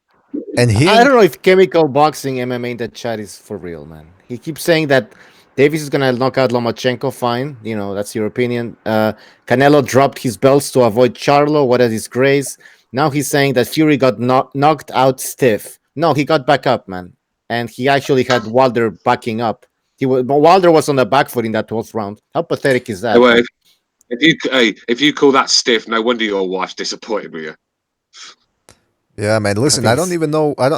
We've over the 2 years that we've been doing this show, we've encountered some real. I mean, some of the people that call in here, like remember last episode, the guy that called in that he was mocking people for having Lomachenko #1 and #2 pound for pound, and then when we were talking about the Linares fight, he goes, "Oh, he got Lomachenko got dropped with a jab." It's like they don't even watch the fights, and I think some of these guys might be mildly retarded. I'm not saying that to make fun of anybody, but I'm just saying that's the way it seems to me. It's like I think from a cognitive functional standpoint, I think neurologically they got something wrong. They're creating their own narratives. I mean, they're actually creating things that never happened. That's how crazy some of these people are, man. The worst one is Salido beat the shit out of Lomachenko. How many times have I read that? I mean, have they got eyes? Go and watch that fight. I mean, that's not an ass whooping to me. I had Lomachenko winning, so I can understand if you had Salido winning, because some of you like to see low blows and all sorts of stuff. following. So yeah, I can see why you gave him it. But for me, I had Lomachenko winning that fight. So how's that an ass whooping after that? Trolling, Yeah. mate. They've probably not even seen the fight. They've read a comment on fucking 78's channel or something and just repeated it. Yeah. Or here's the thing: just because Floyd Mayweather tells me, and the TV tells me, this guy's gonna be the next superstar, am I gonna believe that, or am I gonna do my own research and have my own opinions? Sometimes I believe people just listen to what they tell them on the TV. The thing is, the TV, it's not about experts on the TV no more. It's about building up the fighters that are signed to the networks. I mean, it's becoming corny now, isn't it? You know, the way they build up these fighters, and especially it's not even fair commentary anymore. We don't even have fair commentary anymore. So I think the media are really boxing's a bad experience sort of thing when you're listening to these fucking clowns scoring a fight. I mean, Ronald McIntosh the other day, Warrington Galahad. That was probably the worst commentary I've ever heard in all the years I've been watching boxing. It was dreadful. I mean, where did they find this? I mean, I don't like to use the cover. This is a token black guy given this job to keep up the numbers sort of thing. It's got to be, because this guy is useless. Why is he there? I mean, Malinagi's the only one I can bear to listen to, and even he's becoming tolerable at times. So yeah, I mean, it's just all about the networks now building their fighters up. We're not getting fair analysis. So how would you determine that Tank Davis might become a star? I mean, what do you mean? I mean, you've got to win. Somebody said that in the chat, you know. Well, you've got to win big fights to become a star. You know, that's how it usually works, isn't it? You know. I think so, man. Yeah, that's the first step. You think if Canelo kept beating up the Josecito Lopez's of this world and the fucking Ryan Rhodes and people like that, do you think he'd be able to have a $300 million contract with DAZN? No. He's got that because he's been in there with the best. Whether you like Canelo or not, he's been in there with the best. And he's still a young kid. I mean, Canelo put some of these fights to shame. I mean, he gets a lot of stick on this channel because, well, let's be real, the BDA is a Golovkin fan club. But yeah, Canelo Alvarez. I mean, I can't say anyone knocked him. He fights anyone. He's a joy to watch. You know, I mean, he's willing to fight Kovalev. I mean, if that's not balls, I've never seen balls. Wow. So, yeah, I don't get why Canelo gets stick. I don't.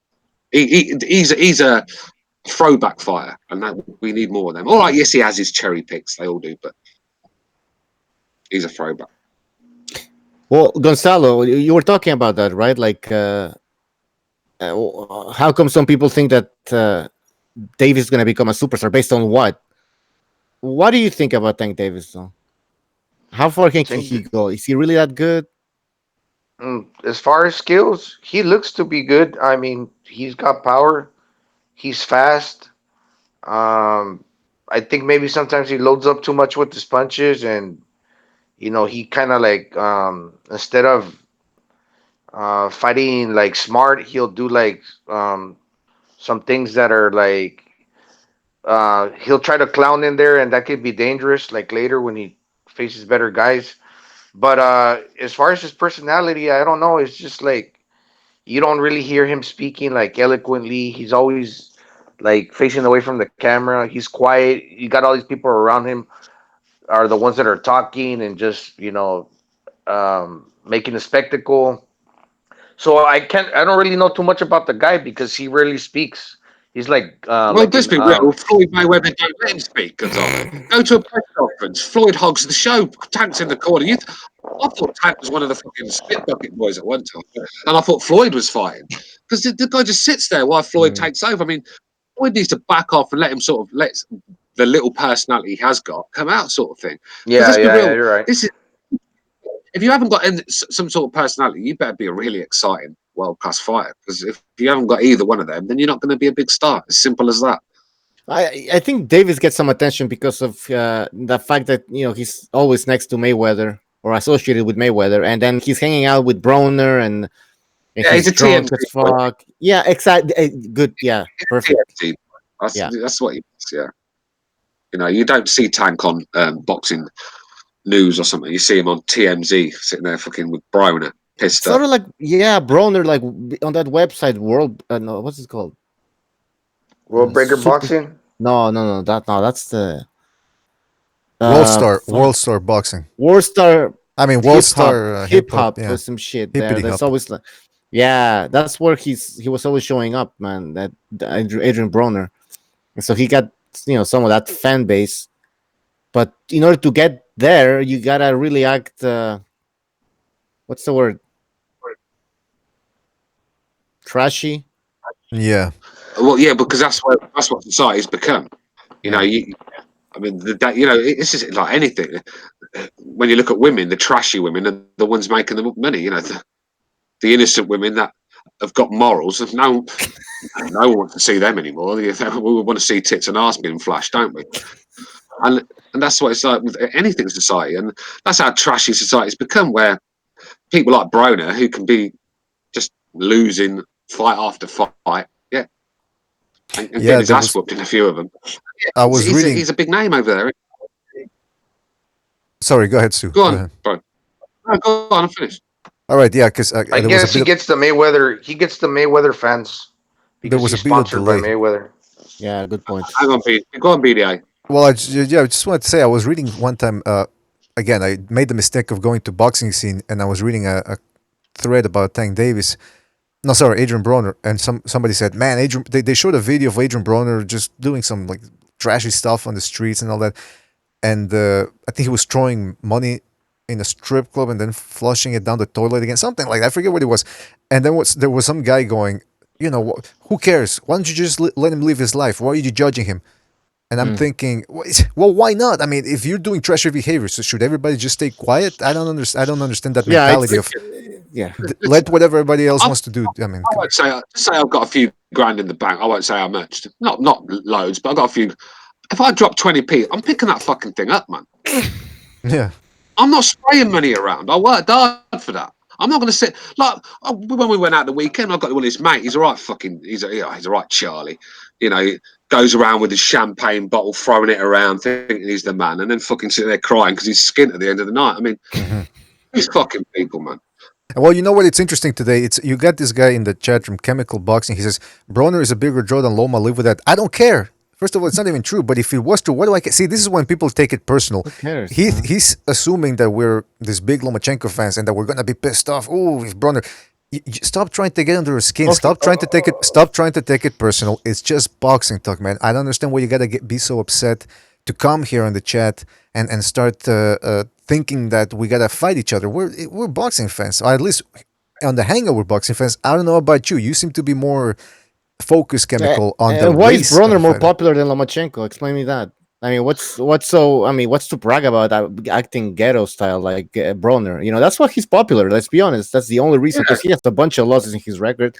He doesn't even show up for the big fights. He doesn't even show up. I mean, how pathetic is that, man? Against Mikey Garcia, he didn't do shit. Against some people claim he lost against Malignaggi. Then against Pacquiao, man, he doesn't do anything. He fights scared and even gets hurt.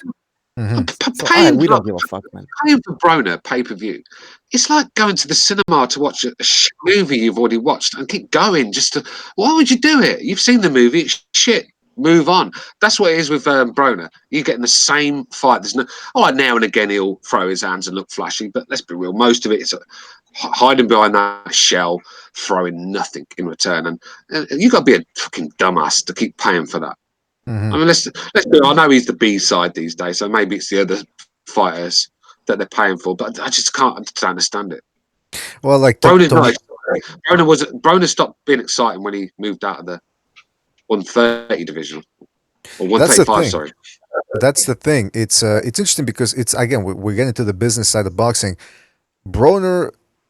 He just showed you why he's never going to be an all-time great fighter. He's a very good fighter, but he's not an all-time great fighter because you saw the difference between him and Keith Thurman. After the fight, Broner went, "Oh, you see, I didn't get touched up like Thurman did." Well, yeah, but neither did you land as many shots on Pacquiao as Thurman did. So for him, he wants to step in there. He doesn't want to take punishment, or he wants to take the least punishment possible and just win by like his big brother Mayweather did.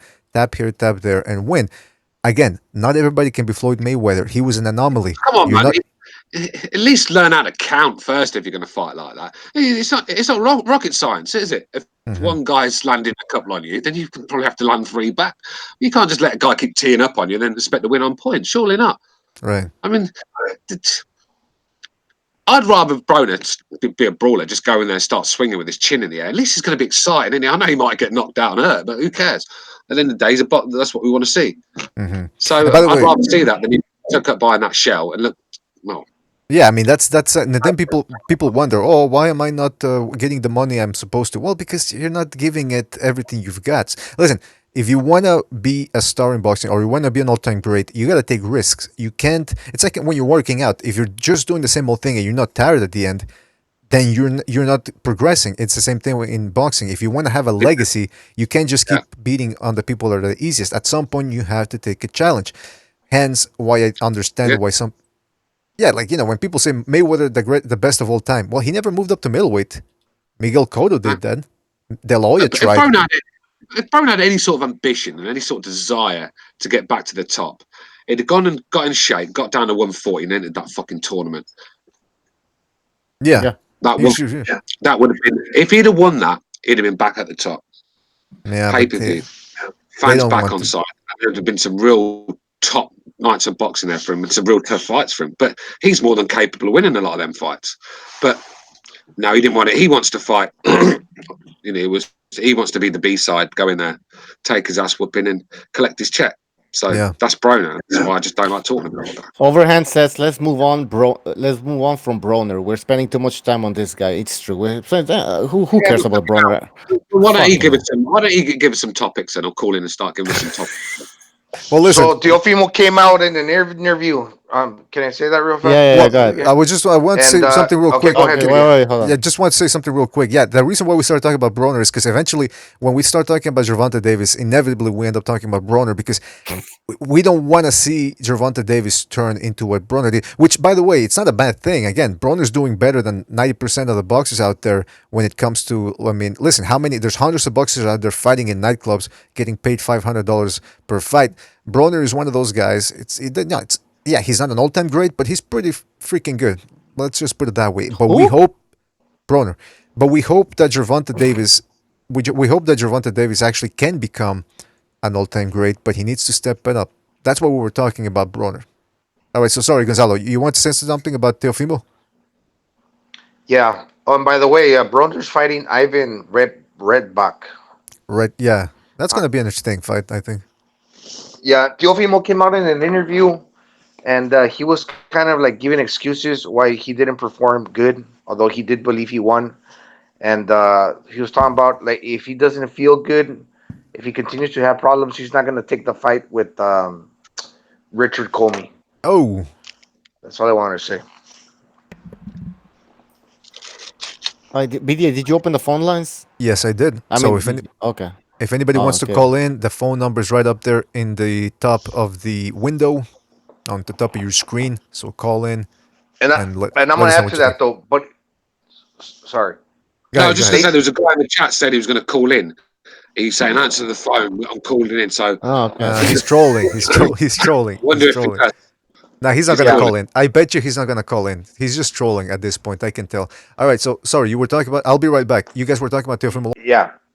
Yeah, go ahead. But the interesting thing about that is that he's kind of stuck between a rock and a hard place because he expressed that he is having a hard time making weight. Okay, now he put himself in this position to win a title before he moves up because obviously he wants to rack up titles in different divisions. So he's stuck to where he has to take that mandatory because he put himself in that position and then later to move on to the next division. But if he doesn't take that fight because he doesn't feel prepared, what is he going to do? You're still going to have to move up. Right? Yeah. That's a good point. It's a very good point. One of the people saying in the chat about him. The Shepherd Son says Honduran Dog. Overhand says Teo has some cryptic retirement tweets he deleted. So Overhand's claiming that Teofimo Lopez is thinking about retirement, which is insane. Told you, mate. It's the bully mentality. they're so used to beating people up and hitting them and then falling over. As soon as someone takes their shot, start throwing back. That's when you see the character of a fighter, and it can mentally breaks. Like I said, Buto, I used him as a prime example. I mean, the Andrade beating he took, he's never the same guy after that. And it could be the same thing with Teofimo. It's like I said, he's so used to getting things his own way, and the minute someone steps up to the challenge and fucking puts it on him, he folds, sort of thing, mentally. So we'll have to see. Because if he's talking about retirement, then that's obviously a mental thing. Because he's a young guy, isn't he? It's obviously not a physical thing. Yeah, he's very young, so maybe that's why. I mean, his last fight kind of like. It can crush you. It's the same with Charlo, isn't it? It's the same with Charlo. You know, I think being around Teofimo's dad must be hard. He's like so negative. He probably drains the energy away from him. Yeah. But that's what I'm saying. You can't have them sort of people around you, whether it's your dad or not. Have some balls and say, "Look, Dad, time to go, mate." You know.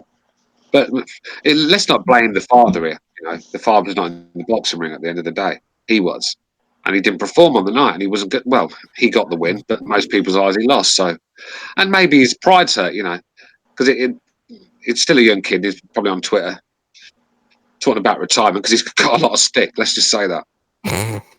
Yeah, sorry, Stu, but this guy Chemical in the chat, he says he's calling. We don't see you calling, man. So stop it. And now he's saying stop docking me, BDA guy. It's not funny, man. Just stop it. Yeah, stop. We actually want phone calls and controversial ones. But if you don't want to call, then don't call. But don't say that you're calling. He keeps saying he's calling. All right. Anyways. Moving on. What else? Yeah, a bunch of people, Delboy and Chris Gonzalez in the chat, say that they can't wait for Comey to knock out Teofimo Lopez. Other people are saying that Teofimo Lopez is done mentally. Yeah, I agree. It could be. He won't be the last either. I've seen it. I've been watching boxing a long time, and I've seen so many young fighters that were looking good. You know, looking like they could have a real good career and make a lot of money, and then they fight one guy that puts it on them, and they just fold. And maybe that's the case. Who knows? But like I said, he's a young guy. He could bounce back. It's on the record, still a 0 at the end of the day. People will forget about that fight if he starts putting in some good performances. But yeah, but you really think he can beat Comey and then fight Lomachenko, then move up to 140 and beat all those killers there? Well, no, I don't. No, I don't. But I never thought that anyway. I couldn't believe these clowns that were in our chat saying about him doing Lomachenko. So what Lomachenko do to low? Maybe he should just move up and start campaigning from the beginning at 140, because right now he's a mandatory, right? Maybe he's not even ready for that fight. Maybe he's not even ready for that fight. So just move up in weight, forget about that, and start building yourself up again. So that kind of like leaves him out where he's not gonna be maybe like a 2-3 world weight champion, right? If he doesn't win at 135, he's gonna move it to 140, and is he gonna go in there and compete against the top 10 guys automatically? No. That's why I say he should. Take some easy fights at 140. Forget about the rankings. I mean, But then that would furtherly frustrate his father because the dad wants him to become like a pay-per-view superstar. He wants to make. He's always talking about money. His father. That's their goal. So So that's why he's getting. Listen, if it wasn't for his father, maybe Teofimo Lopez would have taken this last fight in a different way. But because of all the pressure, and that belief that he has to be knocking these guys out, and he's gonna be the next pay-per-view superstar. Now, because of that performance, the whole world comes crashing down. Even the most experienced boxers feel pressure. We saw it with Anthony Joshua. The guys fought in front of 90,000 people, millions of pay-per-view. He went to America and fell to pieces. And this is an experienced guy. I don't care if he's young and he's not, but he's experienced at that level. And so it happens to the best of them. And if your father or your promoter keeps piling so much pressure on you to produce the goods, like I said, it's a mental thing. You can just fold mentally. And if you're not right mentally in a boxing ring, then you're going to get smashed to pieces. Let's just put it like that. So, I think Eddie Hearn, he's bad for it as well. But I don't like seeing these dads put these young guys under pressure. Because I thought Kenny Porter did it to Sean quite a lot. But I think he's backed off a little bit. Yeah, I don't know if he beats Comey, and definitely, obviously not Lomachenko. And if he moves up to 140, who's he gonna fight? Is he gonna fight Ramirez, Prograis, Taylor, freaking Baranchik, Hooker? You got a lot of good fighters. He doesn't win any of them fights. Let's be real. He doesn't win any of them fights. You got a bunch of guys. Even Antonio Orozco, the what is it? The other guy, Jesus, that fought Maurice Hooker. Well, was able to knock him down. Flanagan. No, another Mexican guy. He dropped him, but he was Hooker was able to get up. Then Hooker knocked him out. The fight before this. Not Antonio. Yeah, I'll look his name up right now. But Teofimo Lopez, you guys were talking about him moving up. He's in a bit of a catch-22, kind of like Ricky Hatton, where he might be too short. I mean, no, he's not in a catch-22 right now. 135, he's good if he can continue making the weight, but 140, 147, he's going to be in trouble because I think his height is going to be a problem. He's at a height disadvantage against some of these guys. Yeah, but that's the thing, BDA. He can't make the weight no more. Can't he, though? No, he said it in the interview. Oh, boy. With That's gonna be Max a problem. Kellerman. He's struggling with the weight. He probably can for like one more fight. And he's expressed it like, even before he said that this would be the last year, he would fight at this weight. And he'd be willing to wait to the end of the year, maybe the beginning of the next. But that's it. And just recently, he just reiterated that I can't make the weight no more. Maybe one more fight or two, but that's it. By the way, the guy you were talking about that dropped Hooker was Alex Saucedo, who's like he's like Ramirez, but not as good, not as defensively responsible. Yeah. Those are tough fights. By the way, so speaking about that, about Teofimo Lopez, we're going to be doing a film analysis about his sparring, not his actual fights, because it's kind of hard to make a film analysis with top-ranked fights. They don't like people using their video, so we're just going to stick to sparring for the moment. I wanted to ask you guys about Dylan White. I don't think we have talked about this in the past couple of episodes. Him proving testing positive for illicit substances. Anybody want to comment on that one? Well, yeah, no one else will. Yeah, I mean, it's not. I don't know what to say. I'm really disappointed if that's true, and if this B test comes out and and he's fouled, then what can I say? He's a drug cheat and he should be banned. Simple as that. And it's because Dillian White's one of my favourite heavyweights. I think he comes to fight and he wants to fight the best. Let's give him the benefit of the doubt because he's claiming that he's innocent and he was cleared to fight. So this is going to be one in the court, shall we say? It's going to go on in the court for a while. So let's give Dillian White the benefit of the doubt because I remember everyone was quick to jump on Povetkin. For the same sort of thing when he was cleared to fight and then all of a sudden got tested, and I think he actually won a case as well. So if you're suing and win the case, you're obviously an innocent man. So Povetkin, and everyone calls him a drug cheat. So Dillian White could be in the same sort of situation. I mean, his career's gone backwards massively. Even if he hasn't, it's gone back massively. And it's just weird because he's the one that requested for extra testing. Right? Yeah, but like I said, let's find out the facts first, because I don't want to throw Dillian White under the bus, because I might have to come on here and apologise when the fucking evidence comes out. So, let's give him the benefit of the doubt. At the moment, he's failed a drug test. And if that's the case, then, like I said, his career's probably over.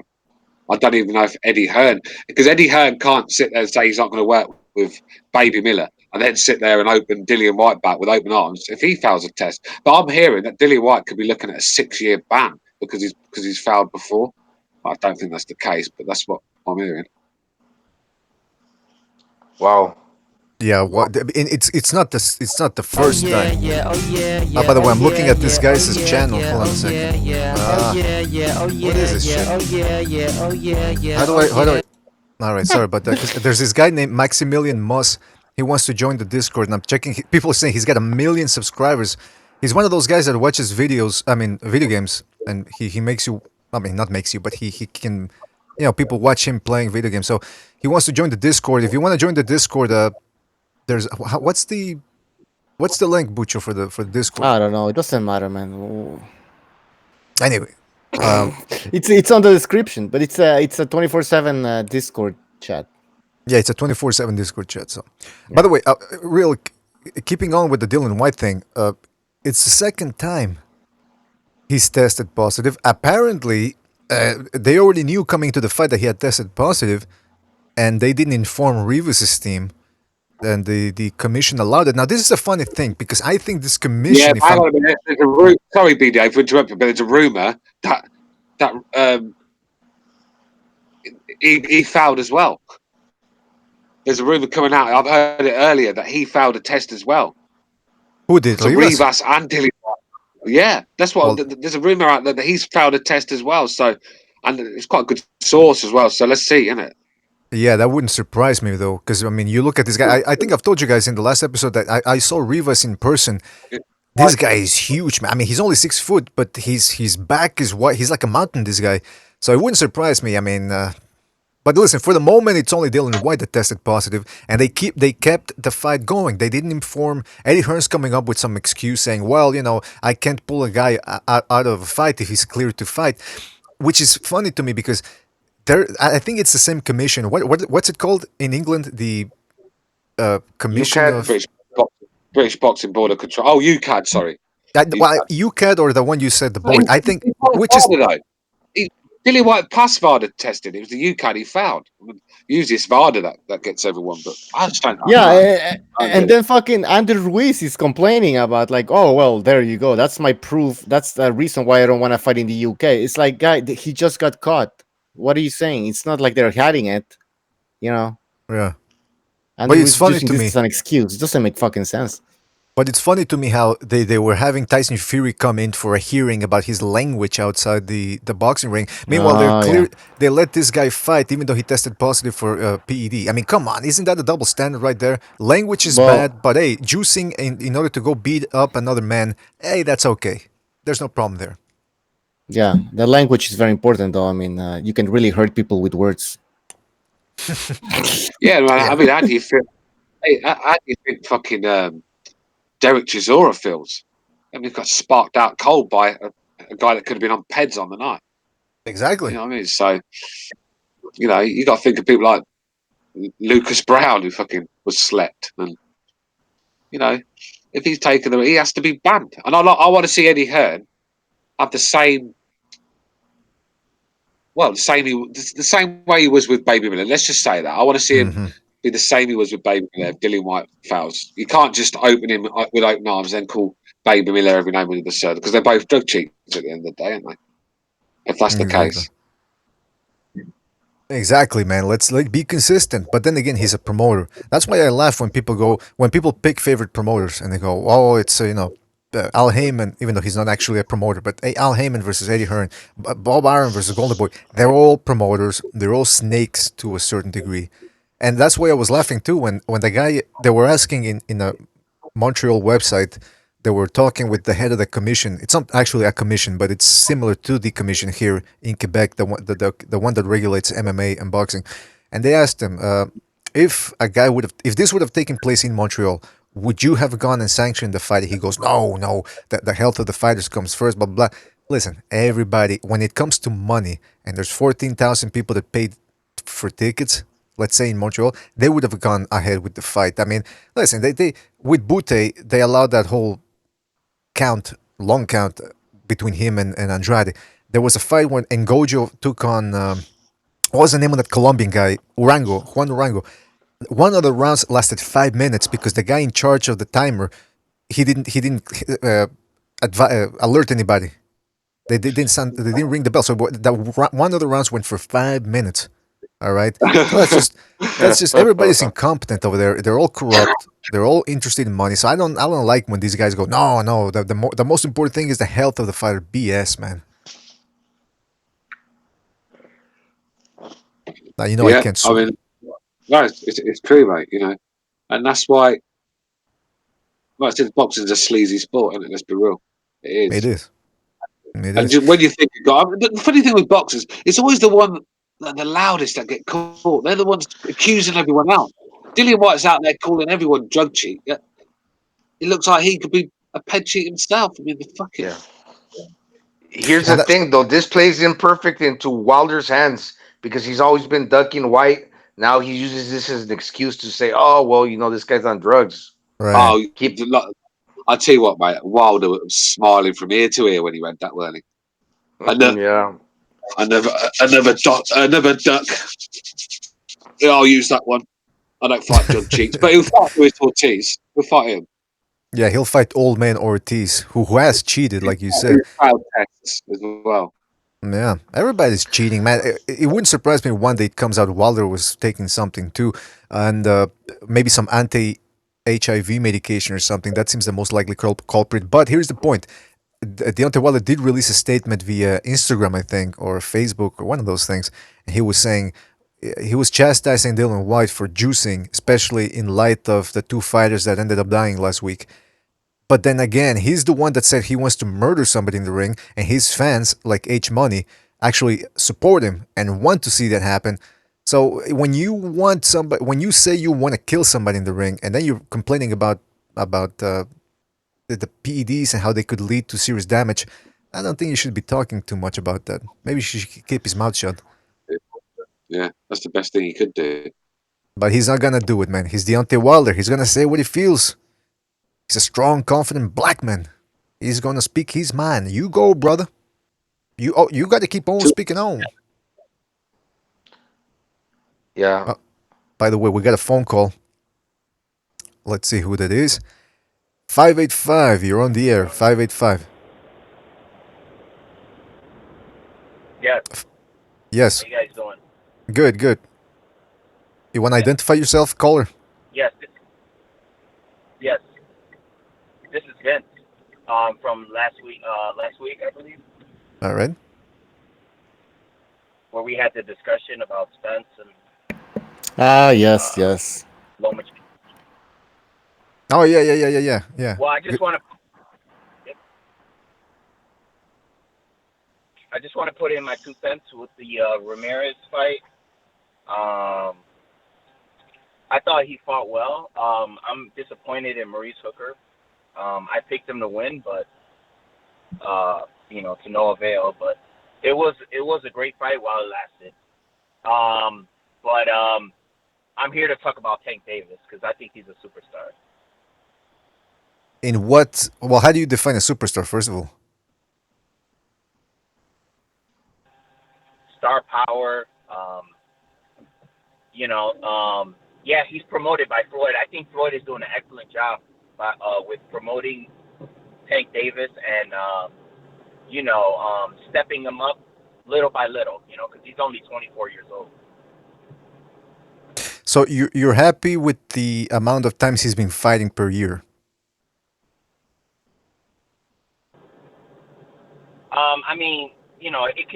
He probably could step it up as far as fights per year. So maybe 3 times per year. I think it was twice a year before. 2017 was pretty good. He fought 2008. Yeah, 2017 he fought 3 times. 2018 he fought only once. I think that's because he had some form of was it legal trouble or was it trouble with his promoter? Can anybody remind me what happened? I don't remember. With, I think was he having problems with Floyd? There was talk about him leaving Floyd at the time. And I think Yeah, they have a rocky relationship. It wouldn't surprise me. they do indeed, yeah. All right, so you think he could be? You agree that he could be fighting more? At this point, they probably want to match him up against Abner Mares, a guy coming up from 126. Who do you want to see him fight right now? I wouldn't mind seeing him fight Uricus Gamboa. I mean, Gamboa looked pretty strong yesterday. and I would say Tevin Farmer, even though Tevin Farmer has zero pop on his punches, and I just think Tank Davis would blow him away. I think that would be a decent fight. Pay-per-view, I would buy it. I don't know if they're gonna make that pay-per-view. I mean, it's two guys that most people in the street, if you ask them, who do you know who Tevin Farmer is? Do you know who Tank Davis is? They're not up there for the pay-per-view. But besides, we have to stop with the pay-per-views, man. We have to let that model go. Most people don't want to watch things on pay-per-view. Not with all the streaming and all the illegal services that there are out there that you can, with which you can, watch fights. I don't know. I don't know if pay-per-view is a good idea, and I don't even think they can make. I mean, Tank Davis pay-per-view. Come on, but that's what I'm saying, Caller. You keep calling him a superstar. I think you're overestimating his worth, man. Yeah, I mean, a superstar. Let's be real. There's only probably. I think he's a bigger stars in boxing, really, isn't there? But hold on, Caller. Who did you say he's bigger than? He's a bigger star than who? Who you guys have pound for pound? No. Oh, okay. You say he's a bigger star. No. We're hold on. We're not gonna get it there again. No. We're not gonna go there. But that's all okay. But he's saying Gervonta Davis is a bigger star than Lomachenko. Lomachenko's never fought on pay-per-view. Neither has Gervonta Davis. I don't know what type of ratings he does on television, especially since he's isolated over at Showtime, which is a premium channel, premium cable. So it's not like they're gonna get millions of views there. Other than Tevin Farmer, wouldn't you like to see him against Berchelt, who's another slugger, come forward, hard puncher, can box a little bit? Yeah, but Bob Arum is not gonna. Bob Arum doesn't see eye to eye with Al Heyman, so how's that gonna work? Berchelt get knocked out, by the way, but I don't know if he would make that fight. I don't think Bob Arum would make that fight. All right, now what do you think about Tank Davis? Apparently, he has a rocky relationship with Mayweather. They've been disputing with each other about whether he should stay away from Baltimore. Tank Davis, that is, and I think everybody should stay away from Baltimore, but especially Tank Davis because he has there's a lot of bad influences there from his childhood. He does get fat in between fights. He's not fighting all that often. Do you still think that he's being properly managed right now? Absolutely, I think Floyd is doing great. But how do you? Based on what? Like what? Is he getting better? Because the last two guys that he's fought, smaller guys, not very hard punching. They still managed to land shots on him before the fight ended. How do you define the fact? How do you explain the fact that he's getting better in your eyes? Well, it's not Tank Davis's fault that Abner Mares, was injured. Mm-hmm. So then Tank had to fight. I forgot the guy's name, but he blew him away too. That's not his fault. So I mean, Floyd set him up. But that's not my. Sorry to interrupt. Nobody cares about the sorry to interrupt, but that wasn't my question. My question is, how do you gauge that he's getting better? What do you see in what improvement do you see? I see the power punching is much better. His precision is much better. His defense is even better. And when he walked down Nunez yesterday, that was impressive. And Nunez, he can pop, And the fact that, he decided to box Nunez in round one and then came in like Canelo did against GGG, and then just landed bombs on this guy, that was impressive. I mean, you can't tell me that wasn't. Well, it's not really impressive because he's fighting guys that aren't up to his level. That's my thing. That's as if Lomachenko takes on these guys and blows them out. I'm not gonna go, whoa, look at how great he is. He's improving because he's already proven he can beat better fighters than that guy.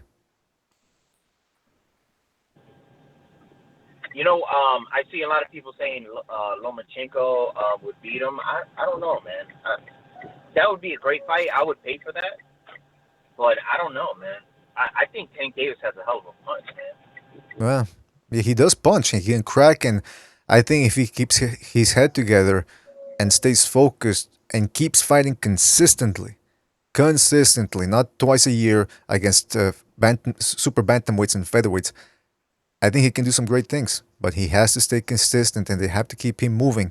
And eventually, within the next year and a half, they got to put him in there against a guy that can crack and who's a little bit more durable than the guys he's fought, like Luis and this last guy. What was his? Nunez. Caller, anything else you want to say?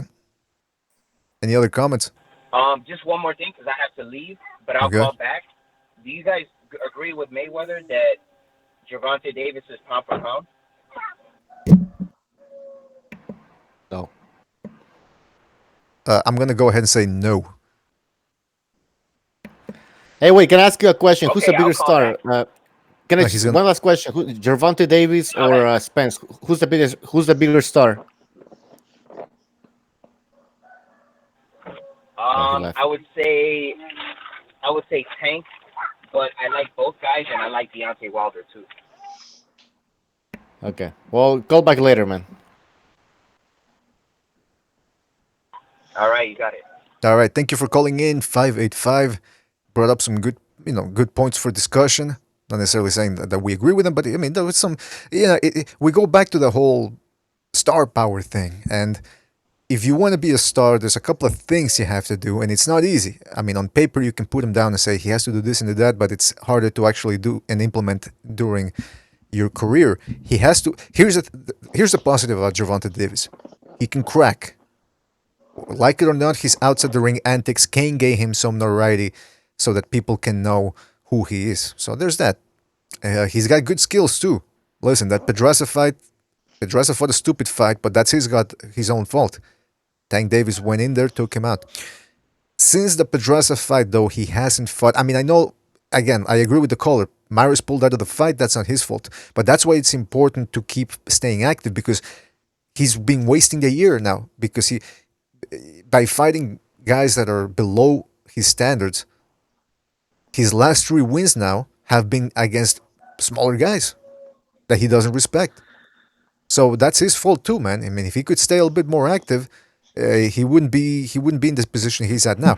Then again, the future's still bright though. He's 24 years old. The career was that pay-per-view star. Yeah, it also, when he says that, do we think he's like a pound for pound fighter based on what? He beat nobody. I mean, and then he says he's disappointed in Maurice Hooker when Ramirez beat a world champion. How come he didn't mention, I think maybe Ramirez deserves to be pound for pound? You can see he's obviously got his favorites, We all do, but come on, let's just keep it down the middle. Who did Tank Davis beat? I mean, freaking Ramirez beat a world champion. I'm not saying he's pound for pound, but then when you come here with the narrative, just because he knocked out a tomato can, he should be in the top 10. Nah.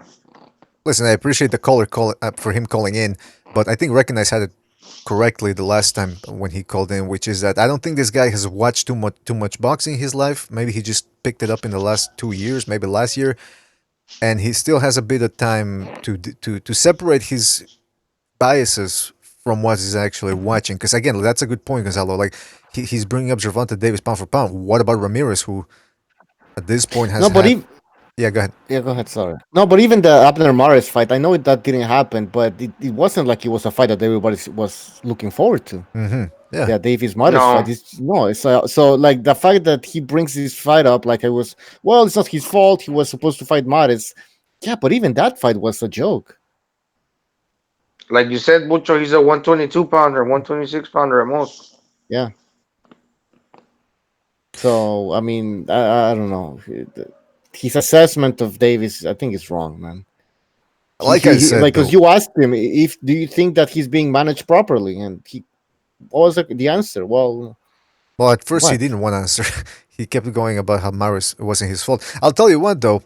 Again, I'm not necessarily blaming guys or criticizing them too much for this, but you look at the special fighters in boxing. By the time they were 23, 24, again, I'm saying special fighters. They're in a different category. De La Hoya fought, not Rafael Ruelas, the other Ruelas. What was it? Gonzalo, what was the other Ruelas? Gabriel? No. Gabriel. Oh, yeah. Okay, no, sorry. Yeah, it was Rafael Ruelas. He's the one that took on De La Hoya. He was undefeated. They were both undefeated. It was looked upon as a 50-50 fight going in there, and De La Hoya took him out in 2 rounds. And I think a year or 2 years later, he was taking on Chavez, Whitaker. That's about when he was 24, 25 years old. Manny Pacquiao, when he took on Marco Antonio Barrera, who at the time was the number 3, by most people, considered the number 3 pound for pound fighter in the world, Pacquiao was 25 or 26, I think, when he took on him. So it's special fighters in their mid-20s. They're already fighting all-time greats. They're already building a legacy. So it's not too late for Tank Davis to do that, but he needs to put a move on. And as for this whole thing about the PBC not wanting to work with Top Rank and Golden Boy, well, that's the promoter's fault. It should be up to Tank Davis to say, listen, I want to step it up here. I want to fight somebody with a pulse. It doesn't matter if they're with Top Rank, with Golden Boy, with Eddie Hearn. I want to fight somebody with a pulse. I want to build my legacy. But again, the problem is these guys get paid $500,000 or $1 million to fight, late replacements, or he's fighting bantamweight. So he's saying, in his eyes, he's saying, wait, it's a hustle. Why not? I'm getting paid all this money to beat up on guys I know I'm going to be able to beat. Why should I force myself? Why should I pressure my promoters to? If Tank Davis can get these fights that we all want, or tough fights at 130, whatever excuses, then why doesn't he just move up to 135? Or why aren't his fans pushing for Davis to move up to 135? Because those are the same standards. I mean, that's what they're saying about Lomachenko. Oh, well, Lomachenko isn't no, he's just too good for 135. He should move up to 140. Okay, then Tank Davis should do the same thing. Move up. Yeah, because I think that's the weight that he'll be comfortable at, because he's struggling at 130, and I think he stayed at 130 to avoid them guys at 135. Because let's be real, there's a lot harder fights there for him than there is at 130. Yeah, that's a good point. And here's the thing that I don't understand. I don't understand the way these fighters think. Again, it's also the promoters. A lot of these guys are not very. I mean, they're good boxers, but they're not the best when it comes to arguing or demanding certain things from the promoter. Sometimes their promoter goes, listen, we're going to do this, we're going to do that. This is the plan I've outlined for you for the next 2 years, and this is what we're going to follow. And most of the time, the fighters, they don't know how to persuade or stay firm with their promoters and say, I want this fight, I want that fight, get it done for me. So with Tank Davis, it's the same thing. But listen, some fighters end up declining at 33, 34. Some of them are shot by the time they're 36. So there's only a very small window of time you can have as a boxer to have your prime and to do your best work. Right now, this is the time for Tank Davis to do the work he can and fight. And there's no shortage of good fighters out there. Like I said, you had Burchelt, you have Cancillo, Tevin Farmer, Jamel Herring. Those are decent opponents. Joseph Diaz Jr., Masayuki Ito. Take on those guys, man. I mean, if you're only going to be fighting 3 times a year, then you only have about 5 years to take on those type of guys. The thing with boxing, you can't look too far ahead, and that's what cost a lot of fighters. Joshua did it. I mean, I've seen so many fighters look ahead, already signed to the fights, and they come in stuck. And so with Tank Davis, he has to, while he's in the peak of his career, he has to make the best of it. Because I don't mean to be fucking a bit doom and gloom here, but all it takes for him to do, like a Paul Williams, go on a motorbike and come off it or something, and he's paralysed for life, and he'll never make a buck. And again, you've got to. I know it's doom and gloom, but you have to. That's how you have to look. You have to, like, your next fight's your last fight. That's how you have to look at it. That's why you have to. That's why you have to go. While you're in your peaky career, you don't chase the big names and make the best of it while you're still good. Because, like BDA said, one day it can be all there. The next day you can turn it for a fight and it's gone, and it never comes back. So you have to use the momentum, shall we say? And then it's interesting. They're dubbing Gervonta Davis the baddest man on the planet, and they make a lot of comparisons of him to Mike Tyson. Well, Mike Tyson, he was champion when he was 20, 21 years old, and his style, like, if it is similar, that you can make a fair comparison. Gervonta Davis has, the skills to be fighting good fights. I mean, he did have a good win against Pedraza, but he should continue fighting at that level because he's got the speed, and I mean that's already there, and the power. So I mean, I think he's ready to take on these tough fights, and if he really wants to build a name for himself. Yeah, but like I said, if you're not challenging yourself, you get stuck in like a third gear. We saw it so many times before where you're not challenging yourself with the best, so you just get into this mode where you just plod along and do enough sort of thing. Because And then when you are in the deep end, you just don't know how to react because you've not seen it before.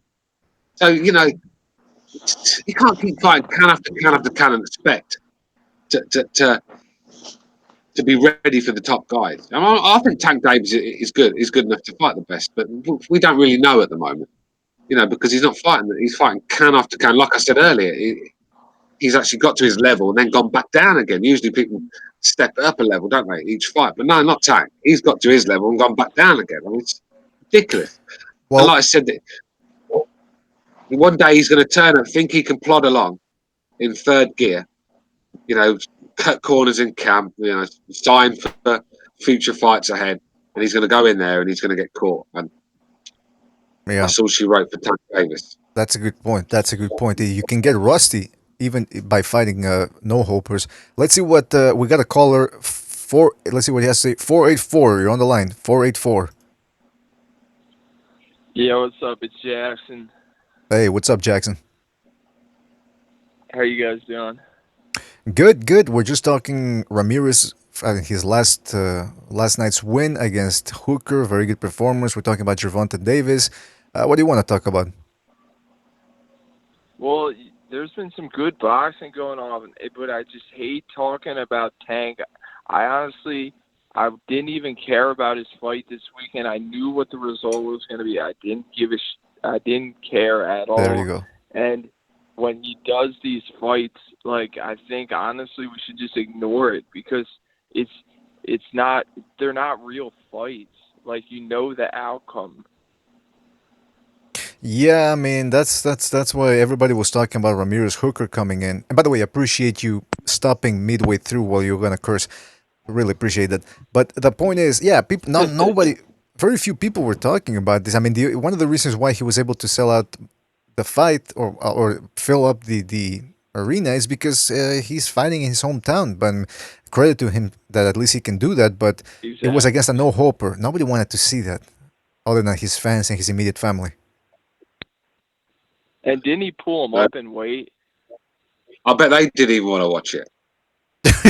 They just had to go, didn't they? They had no choice. And yeah, Jackson, I think they did pull him up in weight too. I think there was a guy that used to fight at 126, I think. So when you do that, you know the guy has no chance because he's not going to be able to take Tank's punches, and it's just disgraceful because it's like it's the same thing what Floyd did when Floyd went from pretty boy.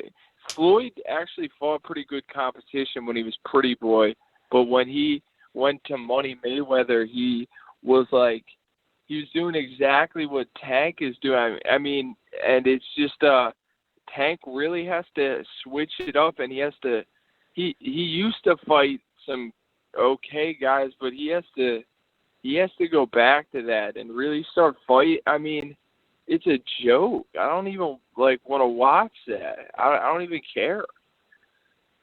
Yeah, you're right, man. It's like I said before, they really did end up screwing Gervonta Davis's momentum because 2017 it was a pretty good year.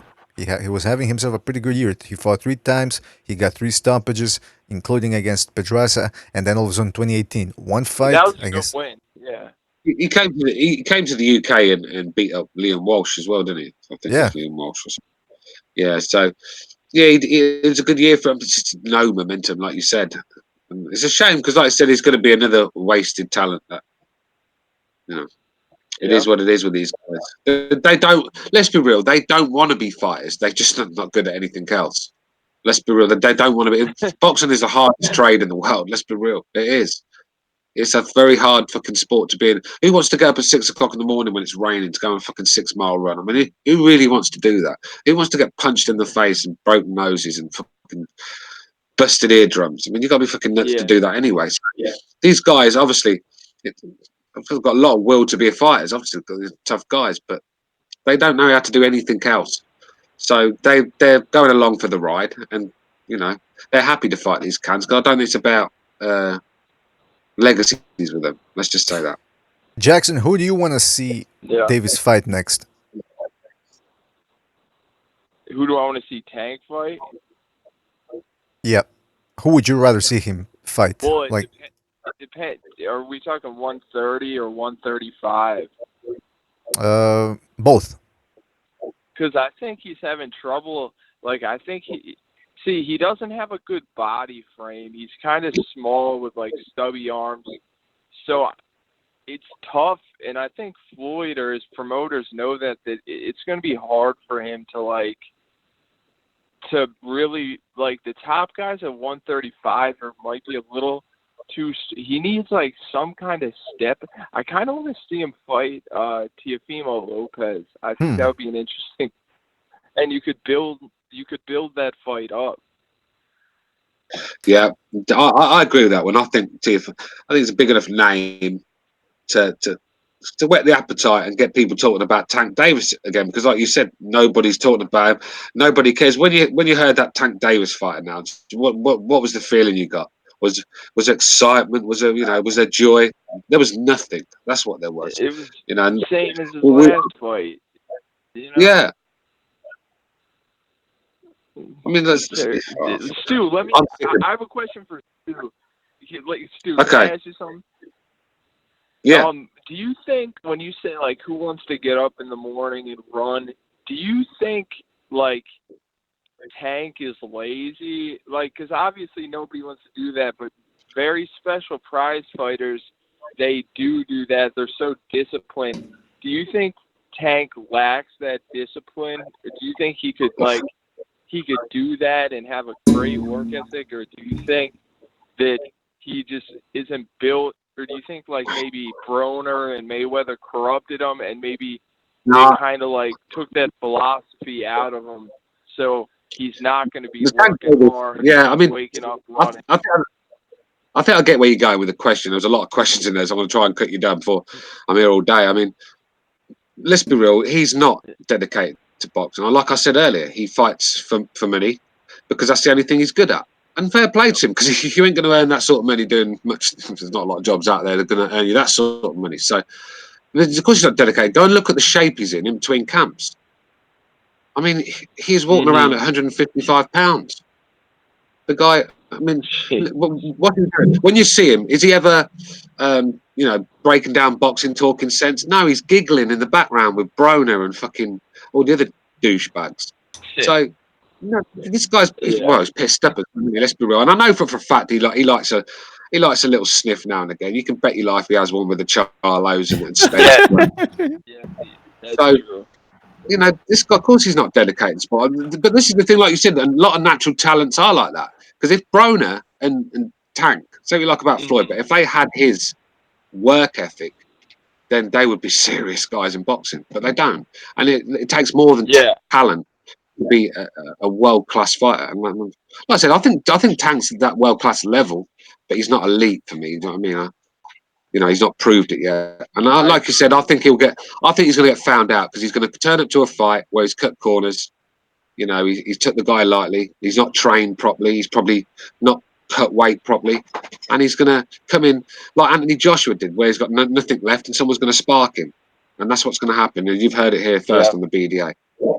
Unless he gets, like I said, you're right on. He needs to go to Big Bear and go and spend some time with Abel Sanchez in the fucking mountains. It's going to be boring. There's going to be nothing to do. It gets him away from that lifestyle. Well, do we know what his contract is like? Is he like signed with Mayweather Promotions for the next? Because like I'd like to see the kid excel. Like, I'm not against him. If he stays with Mayweather Promotions, he's not like, I don't think people understood how much Floyd cherry picked in his career. Like, and he's doing it times 10. Like, and it's pathetic. It's absolutely but Floyd, like watching him fight. Yeah, but bro, Floyd sort of earned. I know I don't like to say this because I hate cherry picks, but Floyd sort of earned the right to do it by beating big names. Tank's earned no right. What has he done? Nothing.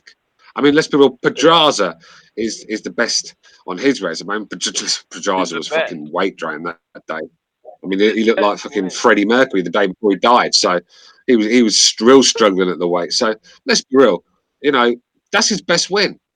So At least Floyd earned the right. Tank's earned no right. So Tank needs to go and beat a Teofimo Lopez. He needs to go and maybe move up and beat some of them guys, and then we can start talking about pay-per-view. Yeah, you're spot on. And I think he's because you look at the fighters Mayweather Promotions has, they have Tank. I mean, Badu Jack is getting old. I always used to like Badu Jack. I started to not like him, but so Mayweather Promotions really doesn't have that many quality fighters. So it's they're really riding Tank, so they don't want Tank to lose because they don't have any other good fighters, and I think I don't even like. I love this show. Like, this is the best boxing show on YouTube, and I just think we shouldn't even acknowledge Tank Davis until he steps up. Like, I don't like. Yeah. Why even waste our time? Yeah, but unfortunately, we've got to talk about the guy because he's there, isn't he? I mean, we can't just look through the guy. He's there, and he's in the game at the moment, and he's a world champion. Of course, we've got to talk. I get what you're saying. Yeah. All right. Well, listen. Well, yeah, guys, I just wanted to say this. I got to roll out, but I just the Hooker Ramirez fight was great, and I love the breakdown of that. But I'm just not a big fan of Tank Davis. So. Yeah, well, listen. I don't blame you. He hasn't really been fighting top opposition this last couple of 2 years. So hopefully he steps it up in the future. And Jackson, anything else you want to say before we go? Well, I just say, and I think Stu's right. I think he's on coke or like he's on some kind of drug. I just think he's doing that he's sniffing some kind of dust. But that's all I wanted to say. But Trust me. Love the show, So I'll Thank be you, man. listening. Thank you. Yeah, I think he's getting it off De La Hoya as well. Trust me, he's getting it off De La Hoya. You're right. All right, boys. All right, take it easy, Jackson. That was Jackson from the 484. I mean, listen, I agree with him. There's certain fighters that I don't want to talk about. Like, I remember when Tyson Fury was still retired and people kept bringing his name up, and I'm thinking, I don't want to talk about Fury until he's actually in the ring. Everything else is just rumors and hearsay. And by the way, do I see we got Recognize on the line? Recognize, are you there? What's going on?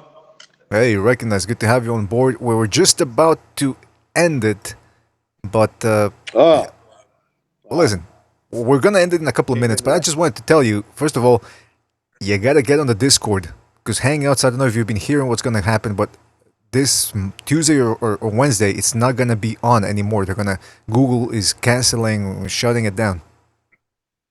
Oh, damn. All right, so you said I gotta go on what? Discord. What? Will you be able to watch? Will they still be able to watch it on the BDA YouTube channel? Oh yeah. We're still gonna be streaming. Okay, here's the thing. We're streaming on YouTube all the time, but the way we hang out with each other and talk with each other with the panelists is through Hangouts. Yeah. But Hangouts is getting shut down. It's kaput. So we're gonna be using something else. So that's something else is Discord. So you gotta get Discord. It's pretty easy. Just download the app on your. Just download the app on your phone or on your computer. Create a username. Contact us on either on Hangouts while it's still on or on Discord. We'll invite you to the BDA group, and that way we can send you the invites. So when we do the show, you'll be in the show. In the group, I should say. Bucho, did I explain BDA. Sorry, Bucho, did I explain that correctly or? All right. So, anyway, we'll talk more about it a bit when Bucho comes back. Yeah, Gonzalo, what do you want to say? I'm just wondering. So, like, there's gamers lurking around Discord that want to join. Like from here on out, that's what happens. There's like people that play video games. I don't know if this guy that wanted to join. I don't know if he's just a gamer who wants to connect to as many servers as possible to have as many people watching his channel as possible. But you might see. I think you need an invite to be in the group. So it's funny. I just clicked on Discord and it shows an invite from you. What? Well, wait a minute. Did you already have an account or No, I don't. did you use the? Wait. All right, that makes no sense. You At least that logged I'm in. aware of. I could show you. It says invite from BDA. All right, just make sure it's the real BDA. It's not that BDSM group that I accidentally logged into 50 times the other day. Hey, BDA, can you hear me? Yeah. Okay. So everybody create a Discord account. That's one thing. Number one. Number two, also create Skype accounts because we're gonna be communicating through Skype. I don't understand why we're going to be communicating via Skype if we already got a Discord. We can communicate there too, no? There's too many people on Discord, and sometimes you don't get a message. Trust me, it's a better All right. idea. All right. All right. That's All right. pretty So much it. that's all. That's about it. We just wanted to explain that so that because I see we don't have Recognize on Discord, we don't have Precise on Discord, we don't have Stu on Discord, we don't have who else is on Discord? Apology Man, is he on Discord? I haven't seen him there. Yes. Okay, I'll do mine tomorrow, boys. I'll be pretty sure. Yeah. No, you're gonna do it today. I'm about to go to bed, mate. I'm fucking tired, hanging out. Well, you create the Discord and then you go to bed. All right.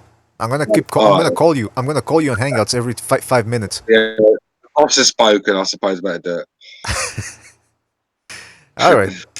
So recognize we were talking about Gervonta Davis. We were talking about Jose Ramirez taking on Hooker last night, fight of the night. What do you think? Your thoughts on those fights? I caught the Ramirez fight, the Ramirez and Hooker fight. Right. I heard about. Oh, he muted his microphone. I guess he's. What's up, Max? Yeah. Shit.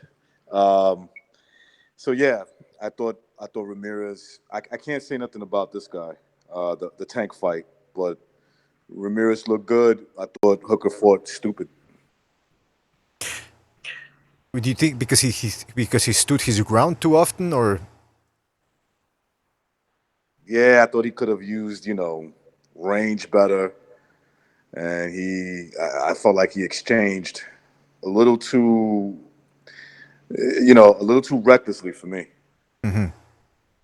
Yeah, man. I mean, I thought he was fighting a decent fight. He was getting caught up on the ropes a little bit too much, but I suppose that's to Ramirez's credit. I mean, he was the one that was making Hooker stay on the ropes, but he was catching. I tell you, like I was telling these guys in the beginning of the show, Ramirez is a little bit too wild or wide, I should say, with his shots, and he was getting countered. And I actually think he got hurt. I think 1 or 2 times in there. So, what do you think? How do you think he does against Prograis and against not Pulse? I keep saying Postal. Taylor and Prograis.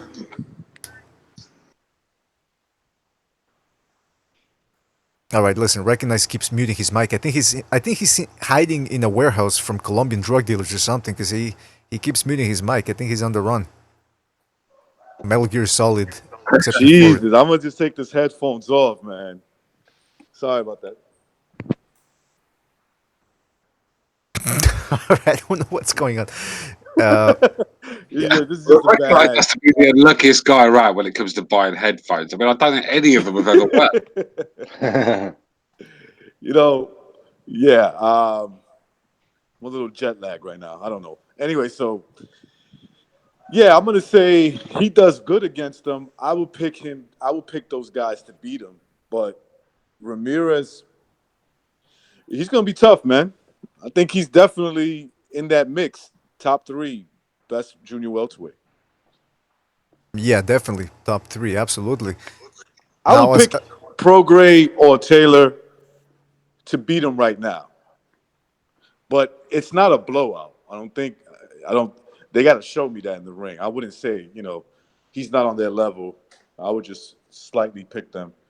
I think Ramirez is building himself a case for a pound for pound fighter. He's got a good resume. Mm-hmm. Yeah, absolutely, man. I mean, it is some of the on 140. There's a lot of work to be done there. A lot of work.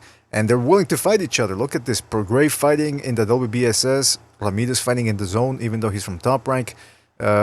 Division shaping up. Gonzalo says it's the best division in boxing. I still think light heavyweight has more Yeah, I potential. disagree with that, but it is a good one. It's not. The fact that they're willing to fight each other makes it, makes it more exciting. It's one of the more fun divisions to watch. Light heavyweight, they don't fight each other. I mean, you got Kovalev talking about fighting fucking Canelo, so that's where the light heavyweights at. That's where their mindset is at this point. Mm-hmm. And here's the thing with Ramirez. He already did his part. He unified. Now you have to see who's going to win between Taylor and Prograis, because only one out of those two guys is going to come out victorious, obviously. And then the guy with that 2 titles is going to face Ramirez. So it's either going to be Taylor or Prograis. Yeah, man, it's going to be one of those guys. And the great thing is, unless Prograis or Taylor blow each other out, I know you guys thought I was going to say something else, but unless they I was going to say I don't care about them blowing themselves. Yeah. No, but what I'm saying is, unless one dominates the other, it's still a pretty good division, because you have Ramirez. You have what's his name? Postal is still in the mix. It's a pretty good division. If Baranchik, who's a monster, he looks like a block of stone. This guy, so it's a pretty entertaining division. It does, man. He's strong. And let's just say this: it would not surprise me if he's on PEDs. Even the Alex Saucedos of the world, Antonio Orozco's fighting Virgil Ortiz. That guy's good too. Yeah, Virgil Ortiz is another guy. He's the first one to stop Herrera. Or I don't know if Herrera's never been stopped before, right? No, not even Danny Garcia could stop him. He moved up to 147 to try test the waters out in that division, but he moved back down. Mm-hmm. And he's going to be facing Antonio Orozco, who gave Ramirez a tough fight. Yeah, Orozco's a heavy hitter, man. He's got heavy hands. That's going to be an entertaining fight, or at least I think. I don't know, maybe Ortiz just, again, walks past through him onto bigger and better things. What else? Oh, yeah, recognize we were taking calls, and we got a call from, people saying, one person saying that Gervonta Davis is one of the biggest superstars in boxing. Seems to me like he still has to work a lot of work to do before he can even be called a star. What do you think? Superstar can be misleading. It depends on what kind of hype they give you, but I don't think he even has that. And the resume is not, it's not up to par. Other than Pedraza, literally, who has he fought? Nobody. Exactly. Yeah. So I don't. You missed a great phone call before. Remember that guy who was debating you about Lomachenko not being in the top 2 pound for pound positions? I think so. Yeah. What happened? Yeah, he called in, and he's supposed to call back. I don't know if he's gonna have time, but he was claiming that Gervonta Davis is a bigger star than Lomachenko, and he's a future pay-per-view star. Bigger star than Lomachenko? No. Can he be a pay-per-view star later on in life? You know how that works. Anything's possible. Yeah. So that's something I won't go into and predict. But a bigger star, no. Lomachenko is on ESPN. They sell his name. He fights guys that have a pulse. No way is he a bigger star than Lomachenko. Later on, maybe. Who knows? And by the way, this is interesting because ESPN, I don't think they've been having any. They haven't had any memorable moments this past year, and that was after HBO got clipped down, and everybody was like, "Oh man, now ESPN, DAZN, Showtime, Fox, they're gonna be taking over." It's still up in the air. I mean, I haven't seen the quality that we used to see from HBO back in the '90s or even the mid 2000s. I'm waiting for one of these promotional entities or one of these networks to really step it up and start giving us consistent action. All right.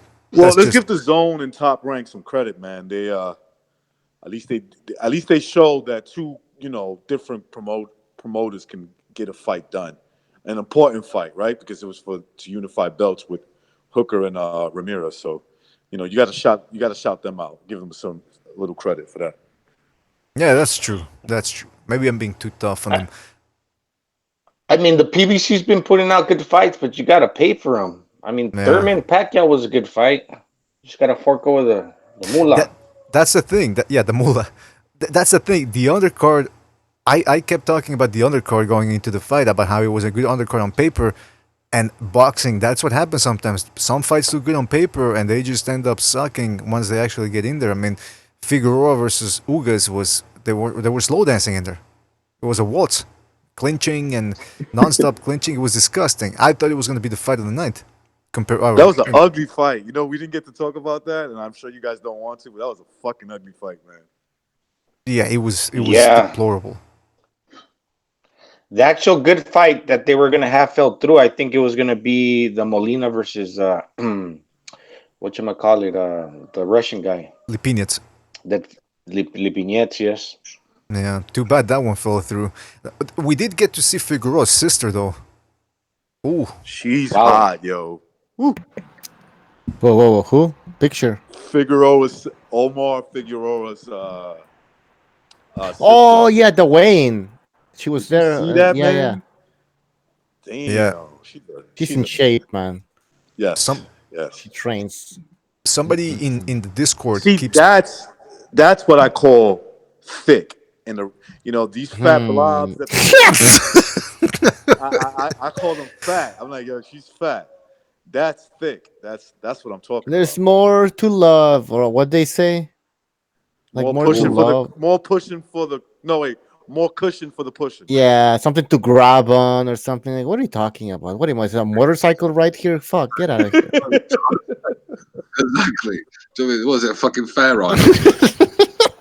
I mean, I'm putting the picture here for you guys to see it here in the hangout because I don't know if you can see it on you. Look at that. I mean, yeah, but what man of their right mind lets their fucking sister come out like that so that the boxing world can drool over her with their dicks in their hands? I mean, let's be real. Team player. Figueroa should keep his sister well away from this. Yeah, Figueroa is almost he's a scumbag. I realize what he's doing now. Yeah, I mean, like sort of like it's like he's paid her to get a fucking ass out, not to get some views. I disagree. I think he's a team player. I think he's cooperating with the rest of the boxing community. He's giving us something to look at because Wayne's can be pretty boring. And I think his sister wants the attention too. So everybody ends up winning. I get a hard dick. She gets some attention. Figueroa gets some attention. His name's out there. What's not to like? What's her name? So the thing is, the boxing style, he's the sort of guy when Figueroa's at a weigh and he's actually looking at Figueroa. Okay, come on, man. Come on. What are you gonna do? Fucking nauseating. He's looking at the bottom half of Omar Figueroa instead of the bottom half of his sister. This whoa. Yeah, sorry.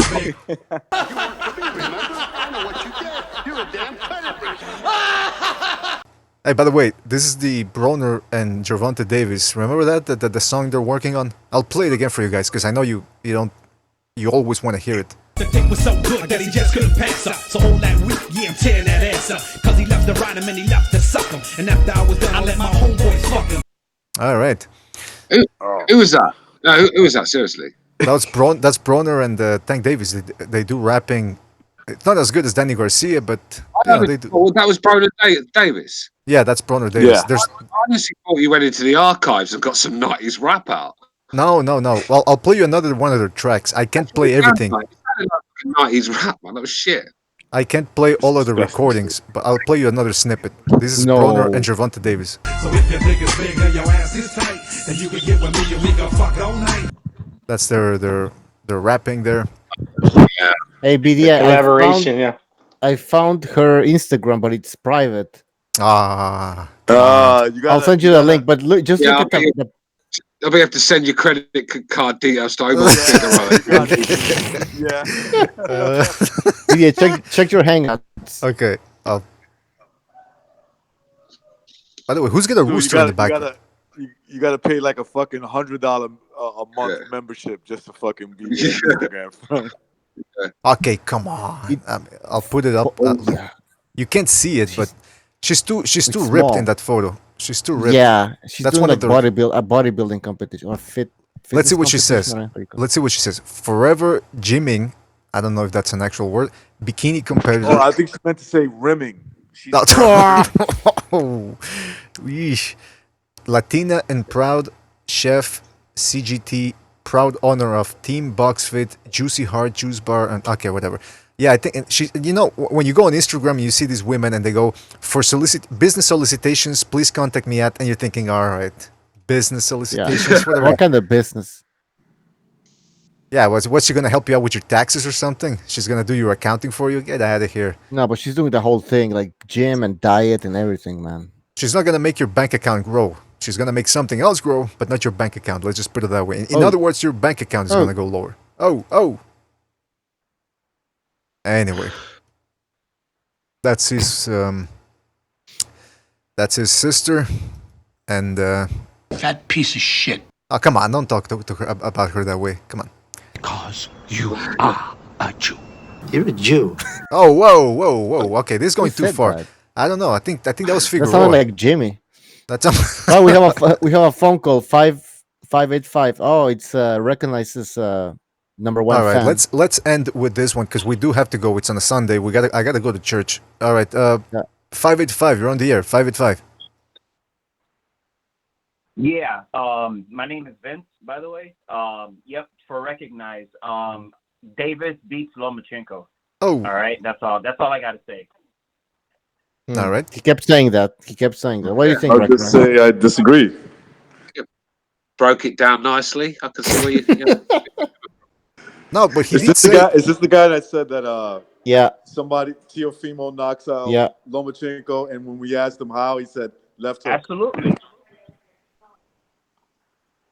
Now, Vince, I don't know if it's Vince or Vincent, but I gotta tell you, I gotta apologize last week for blowing my lid on you, but it's because I was trying to look at things from your side, and you couldn't even get the facts straight about Linares dropping Lomachenko with a right hand. You said jab. I shouldn't have overreacted that way, but you gotta understand, I'm trying to make something happen here. Okay? I'm trying to go with the flow. I'm trying to make big things, explosive things, fireworks, Chinese fireworks. And you let me down a little bit. So I'm not going to ask you to apologize, even though you should. Even though you should apologize twice for reasons I'm not going to go into. But yeah, I do apologize for blowing my lid on you, and I appreciate you calling back again this week. No problem, man. No problem. I mean, I know there's a lot of Lomachenko fans there. That's fine, Yeah. But yeah, I mean, I got the punch wrong, but I mean, either way, he got dropped,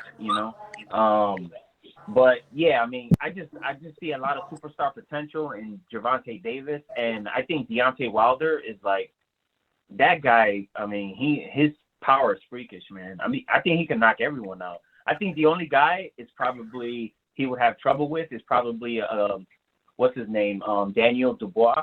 I think he might have trouble with that guy. He's pretty young and he looks solid.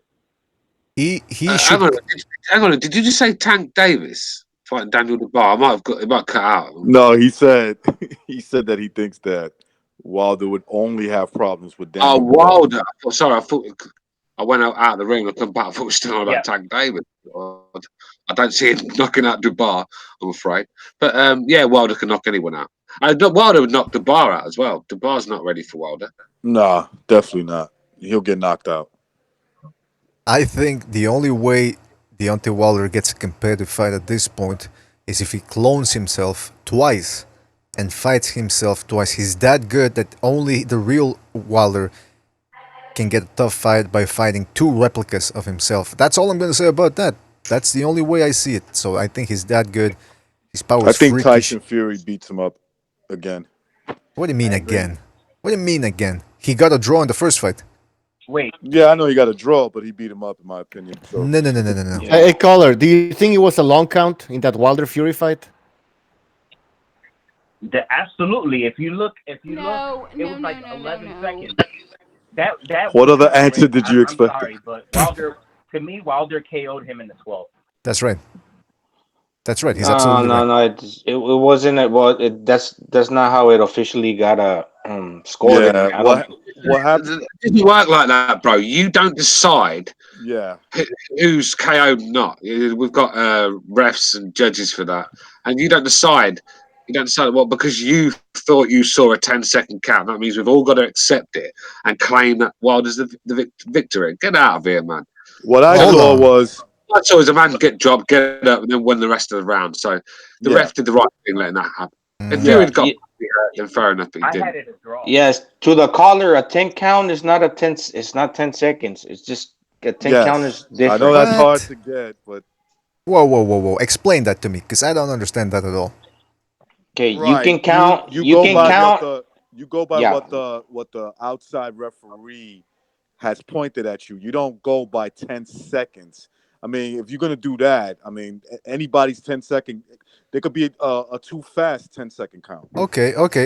But here's what I don't get, though. Here's what I don't get. Why, and nobody's talking about this except for me here at BDA Boxing, because I keep it real 100%. That's right, motherfuckers. Why isn't anybody looking into the timekeeper? Because he could have been a racist motherfucker himself. Maybe he's got something against Deontay Wilder. Yeah, Why I'm isn't sure anybody? that's what it was. Well, maybe. I mean, I don't know. Do you know for sure? Well, I don't know for sure, but I know Exactly. definitely for sure. Wilder fans don't know that for sure. And by the way, I was doing a little bit. Forget about that. I was doing a little bit of research in my spare time. Turns out, time, the modern definition of time, where you count 1, 2, 3, that was made up. That was constructed by a German guy in the 1700s, and believe it or not, he was a racist.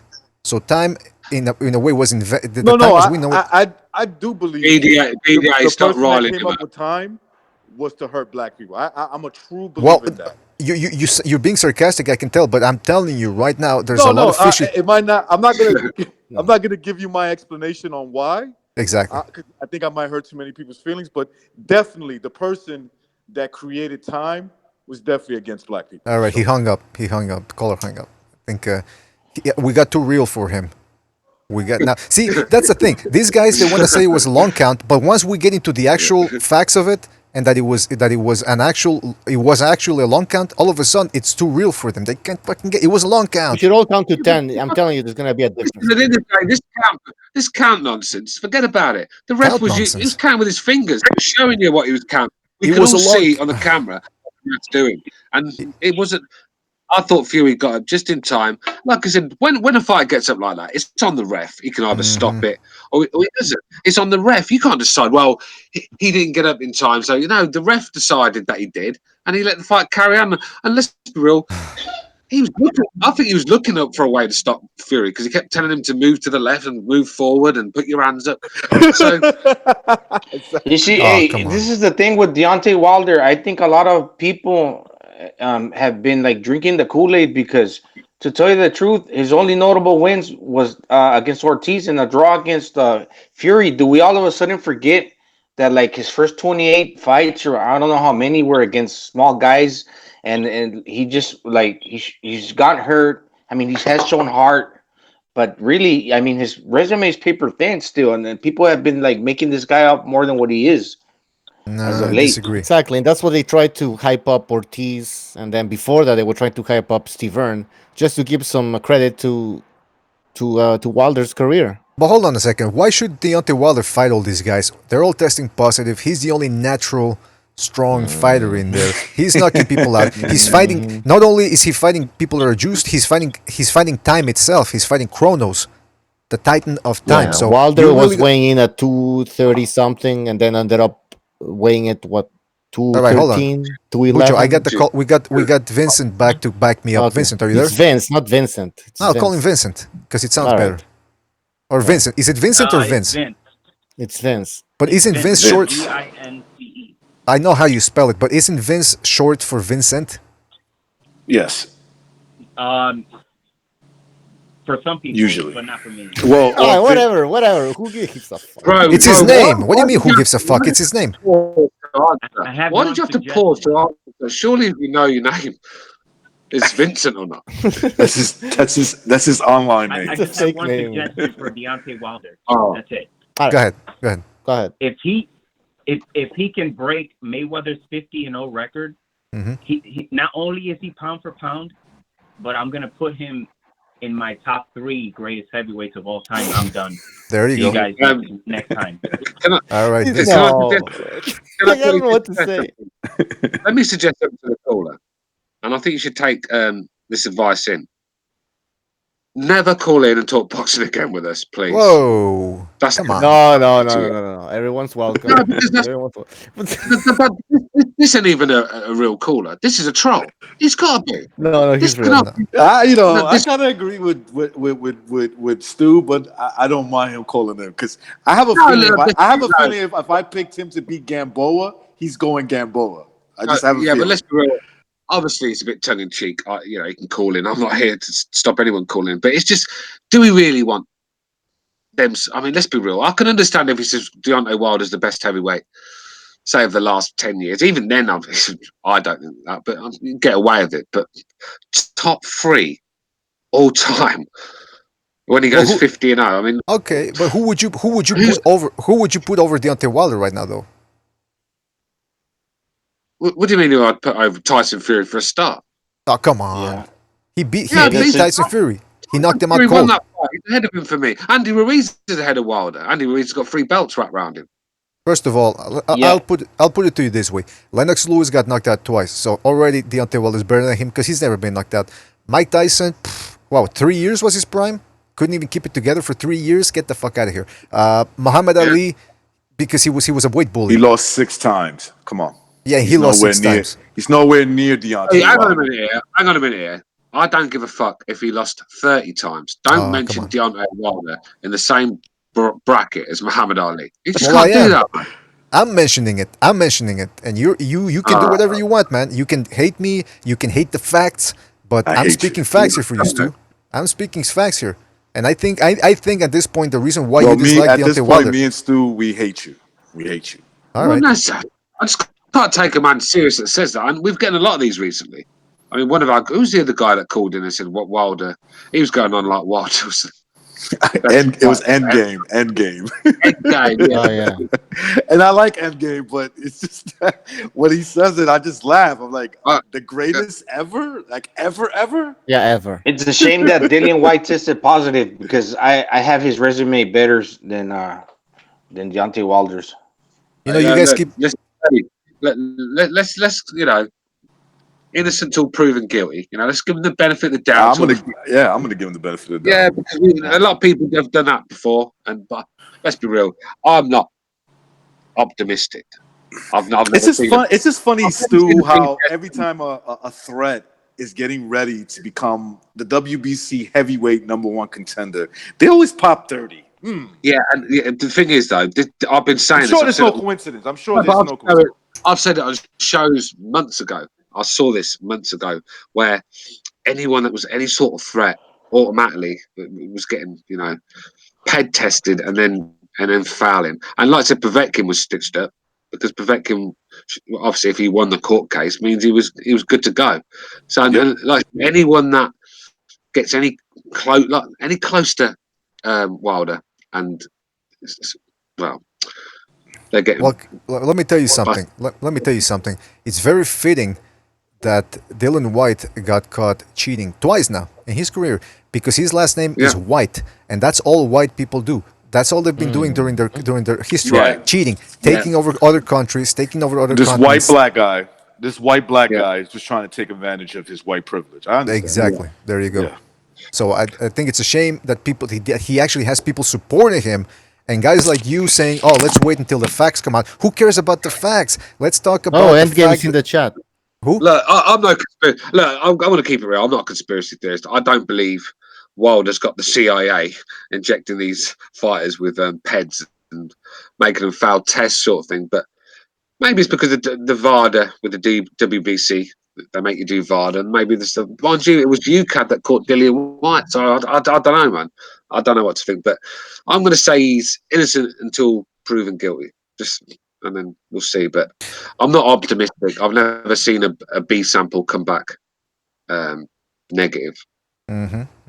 Stu's the type of guy that when those white guys blew up the church in the 1960s in the South, he would support them. No. Yeah, okay, they found the dynamite sticks and the plants and all that in their houses, but that innocent proven guilty. I'll be at the courts, I'll be outside the courts protesting for their release. Yeah. Exactly. There you go. He just admitted it. It's kind of like HIV, right? If you test positive, then they say, "Oh, we're gonna go test you again just to double check." You're pretty much fucked, right? I like how drug testing. I like how a failed drug testing But it's true. equates to an HIV. They test you, then they say, well, "We're gonna do a second test just to confirm." Well, Gonzalo, I've never had a HIV test. Oh Yeah. God! I just got one recently. That's why I said like last week. Oh, I had to go get one. Gonzalo's had more HIV tests than Tommy Morrison. But wait a minute, Gonzalo, why did you have to go get a HIV test? If we can ask. Because my wife sent me. Oh, you were out for too long. Oh, And... man. Oh no! If, I remember if Gonzalo starts looking like Freddie Mercury. Sorry, Gonzalo. Oh, yeah, it's like they're never gonna come up back with the B sample and tell you, "Oh, well, you're clear, you don't have it." It's kind of like that, like you were saying, Stu. Yeah, Gonzalo, but look on the bright side, you can live like 20, 30 years with AIDS or HIV. Yeah, look at Magic Johnson. Yeah. Oh. Yeah, Magic Johnson is still alive, man, and it's like he doesn't look like he's dying anytime soon. No. That guy must be on some serious fucking tablets because he looks like he did when he was, They said that if you was to I don't know what this means, but they said if you was to test him for HIV now, it would come up negative. Oh, yeah, he said it actually. He said that. So the thing I actually watched the thing about Tommy Morrison, and apparently his problem was he'd still be alive today, but he didn't believe he had HIV. I mean, everyone told him, I mean, even the person that gave me, I think, he wouldn't accept it. So they were giving these tablets, and obviously it was working, keeping him alive. I was actually fighting on him, weren't he? And then he got this fucking idea in his head that he didn't have it, and he stopped taking his tablets, and then all of a sudden just deteriorated. So that if he'd have just kept taking his medicine like magic, then he'd still be around today. I think there's been like one or two people in history that have got rid of it like completely. Something would have to do with like a bone marrow operation. Magic Johnson's one of them. I can remember because the first time I ever heard about AIDS was like I said, I mentioned when Freddie Mercury got it, but it came out that he had it. And then, like a week later, he'd like lost 100 pounds, and like it was a death's door. It's like it hit him straight. Maybe he'd had it already, told he was going to die, and then just released it, sort of thing. But it just happened so quick. 1 minute it's in the news that he's got AIDS, the next minute he's dead, sort of thing. And that was the first time I'd ever heard of AIDS. And yeah. Edwin Rosario also died from AIDS. Edwin Rosario, who fought Chavez and a bunch of guys, the champion. Whoa. Rosario. Are you sure he died from AIDS, or are you confusing him with Esteban de Jesus? Esteban de Jesus as well. It was those two. Esteban de Jesus was a he used to shoot up. Yeah. Yeah. So that's the quickest way to catch it. Like in all my life, since since everybody got AIDS and shit, right? I've never met anybody, maybe one or two, I think, that died of AIDS. And I've met some people that are drug addicts. I've met people that are sex fiends. That's not the. Hold on a second. What is this? I missed that. What you say? What did I say? Man, everybody got AIDS and shit. Man, everybody got AIDS and shit. Listen, AIDS. We don't joke around with AIDS here in the BD Boxing. Yeah, Ali Byrne is right, bro. He says AIDS is bad in Puerto Rico. It is. I mean, but it's like, where are they exactly? I've heard reports that it's really bad out there. But the thing is, it's like they must be like fucking in the worst of the worst parts of the island, like the worst that you don't even they're like no go zones at all. You can't go there. I mean, Walter Morrison in the chat, he said he's made this comment, piece of shit. One in 4 females in the UK have HIV. That's what fuck out of here. Whoa. Okay. The thing is, if that was the truth, mate, I'd have died in the night. Of course you would have. You'd be dead right now, or you'd be talking to us in your deathbed right now. Yeah, I would, but like, yeah, it would be. It'd be like. Stu never goes on camera because he looks like Freddie Mercury. Yeah, yeah, I look like Edward Scissorhands, isn't it? By the way, Magic Man in the chat room. Just real quick, Magic Man in the chat room says Edwin Rosario did not die from AIDS. He died from a brain aneurysm, and that's true. I'd heard that too before. Now that I remember, so he didn't. I don't know where you guys are getting that he died from AIDS. I said I didn't. I was surprised that he died of Edwin Rosario. I know for sure Esteban de Jesus died from AIDS because it was like he was a known. He was known for sticking himself with needles and shit. You know, like he was known for that. The Punisher in the chat says, "Recognize cells, cheap AIDS man." No, he's like some voodoo, like Puerto Rican magic. Santeria. Yeah, he does the Santeria. I'm like the Puerto Rican Dr. Sebi. I don't know if you guys know who he is. No. or maybe Tommy Morrison didn't stop taking his medication. He just started getting it off Recognize. I was selling Tommy Morrison some bad medication. I was selling him fucking glue. Is what I was selling. Hey, what do you think? What do you think hit Tommy Morrison harder, the Ace or Ray Mercer? That's fucked up, man. It's a legitimate question. Ray Mercer almost killed him in that fucking ring, man. Well, we have to be funny. AIDS did kill him, though, so I suppose AIDS wins that one. Well, we're not sure about that, though. He might have died from something else, though. Yeah. I'm laughing at him. By the way, I guess I was mistaken. Yeah, you shouldn't be spreading false news. Hey, well, You're it's Gonzalo starting this AIDS talk. I mean, Gonzalo, and you're a bit nervous, and you got to, you must be a bit nervous, isn't it, in case the wrong result comes. No, I got the first result, so the B samples I didn't have to take it, but yeah. Oh, it's just a bit like but it's a bit like the Dillian White thing, isn't it? Yeah, innocent till proven guilty. Wait till the B sample comes. But I used to be scared of that for real. Like, yeah, well, you should stop sticking it in them little Asian girls, then, mate, and then you won't have to worry, will you? Yeah, always use protection. That's what I remember when I was in California, and we every not 3 weeks, but about 4 weeks. Yeah, every month or 2 weeks, you had to get tested, depending on how many performances you were having, and you had to get tested all the time. It did get a little bit, when you start knowing the nurses by their first names, that's when you know you're getting too many AIDS tests. It's a bit of a pain in the ass, but it's necessary. You got to do what you got to do, right? Yeah, of course. Stay protected. I got a funny story. Some people are real fucking superstitious, right? So, my stepmother, so she had a sister, and me and her were real close. She's this fucking, they're black, but they call themselves Creolans, or they're like Creole, right? They're like Regis Prograis, excuse me, like that. Right. They're those kind of people, and they're from New Orleans and stuff, and so they're like, I know you're having sex, so I'm gonna do something for you. I'm like, oh shit, this girl's gonna fucking molest me or something, right? So what happened was, she takes this fucking bird. It's a bird, like a little pigeon or dove. Excuse me, it's like a dove. And she's got it by its two legs, and she starts fucking waving that shit around me. I ran. I just got out of there. I thought you ran.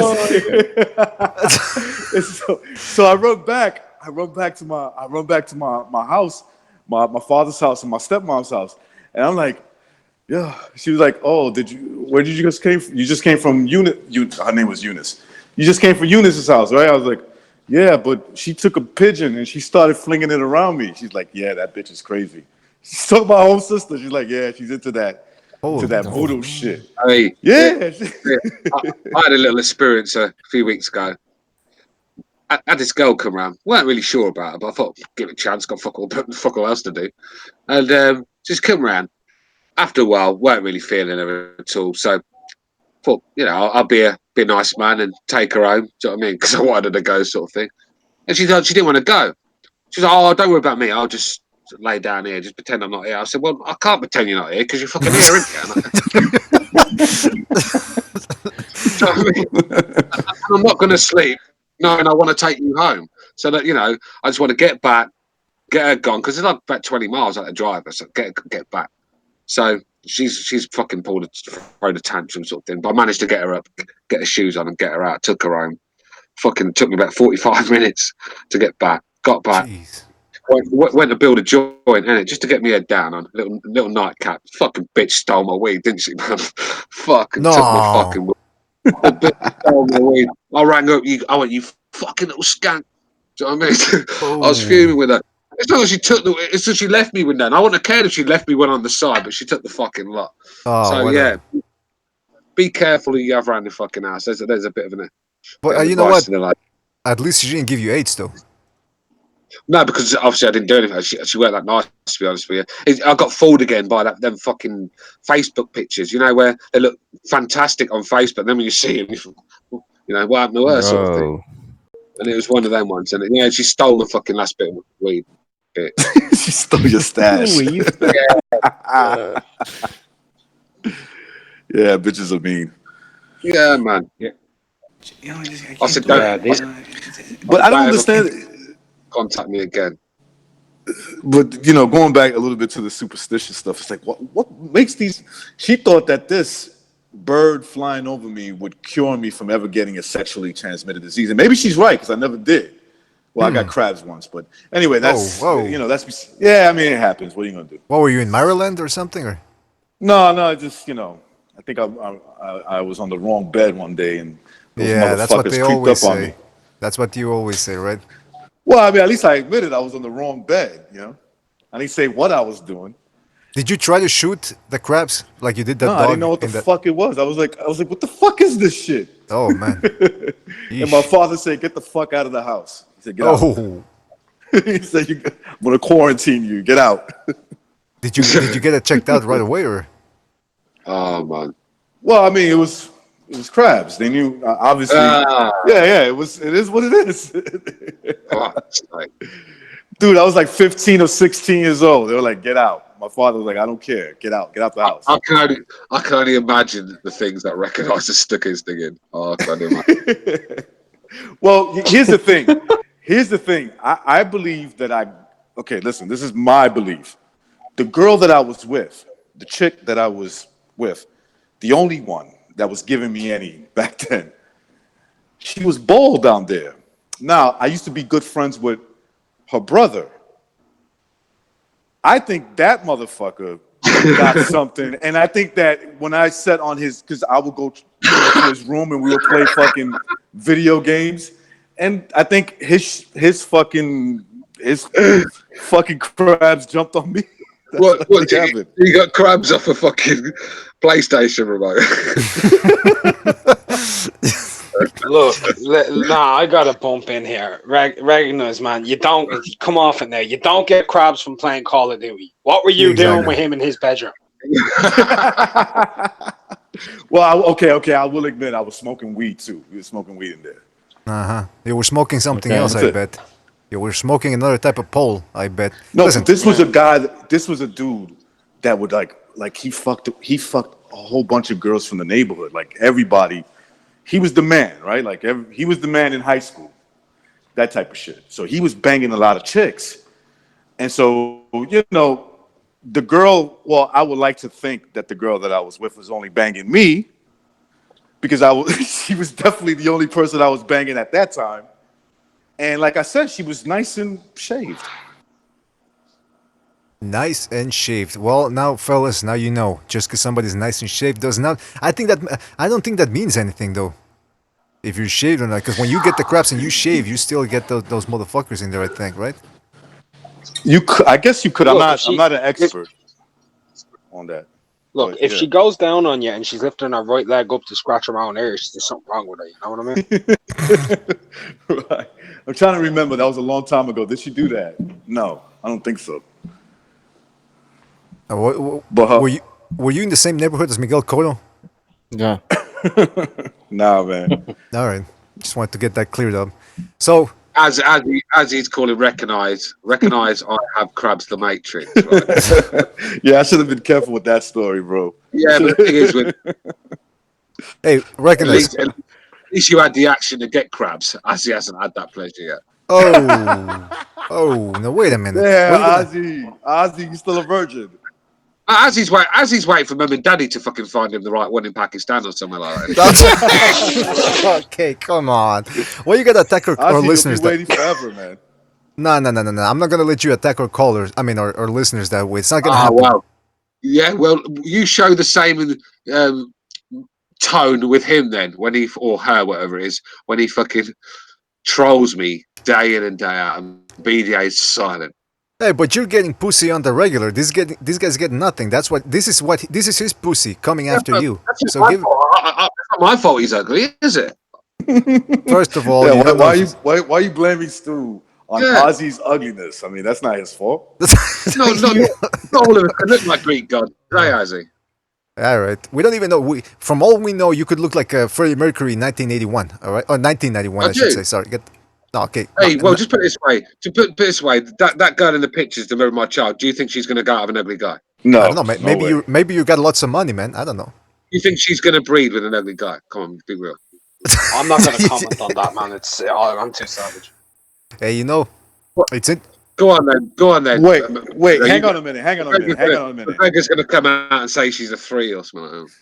Wait, no, I'm just going to say it depends on if she has an ankle tag on her or not. Oh, she's actually dead, McGregor. She died. So no. Yeah, who died? She died. Oh my God. No. She died a year. Oh, wait a second. She died a year ago today. That's why I've got the picture up because I don't. All right. So Stu, rest in peace. Rest in peace. I remember now. Whoa. What happened to her? If you don't mind me asking, Stu.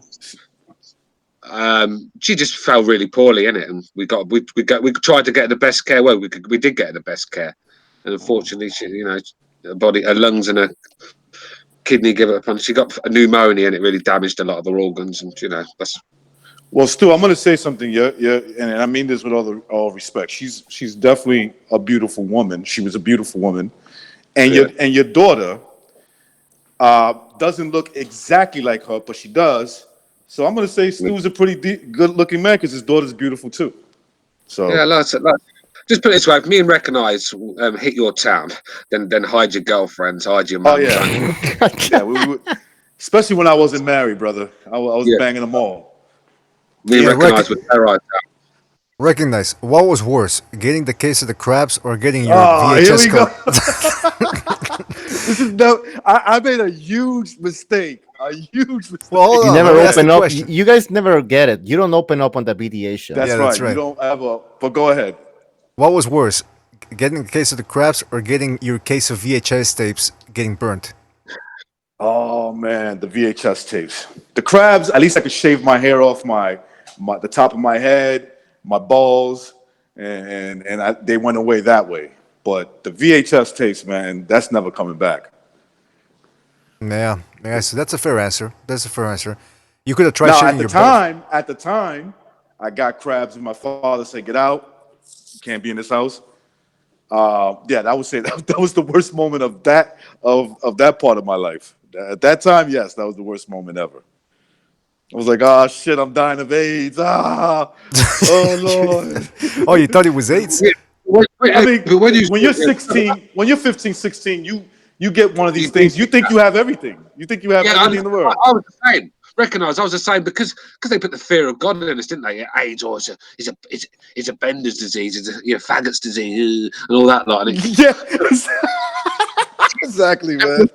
Everyone's shit scared of it, right? So every time, obviously, because women could caught it as well. So every time you bang the chick, for 2 days you're in your bed all fucking curled up in the ball. I wonder if I've got it, all paranoid because that's how you were brainwashed at the time because.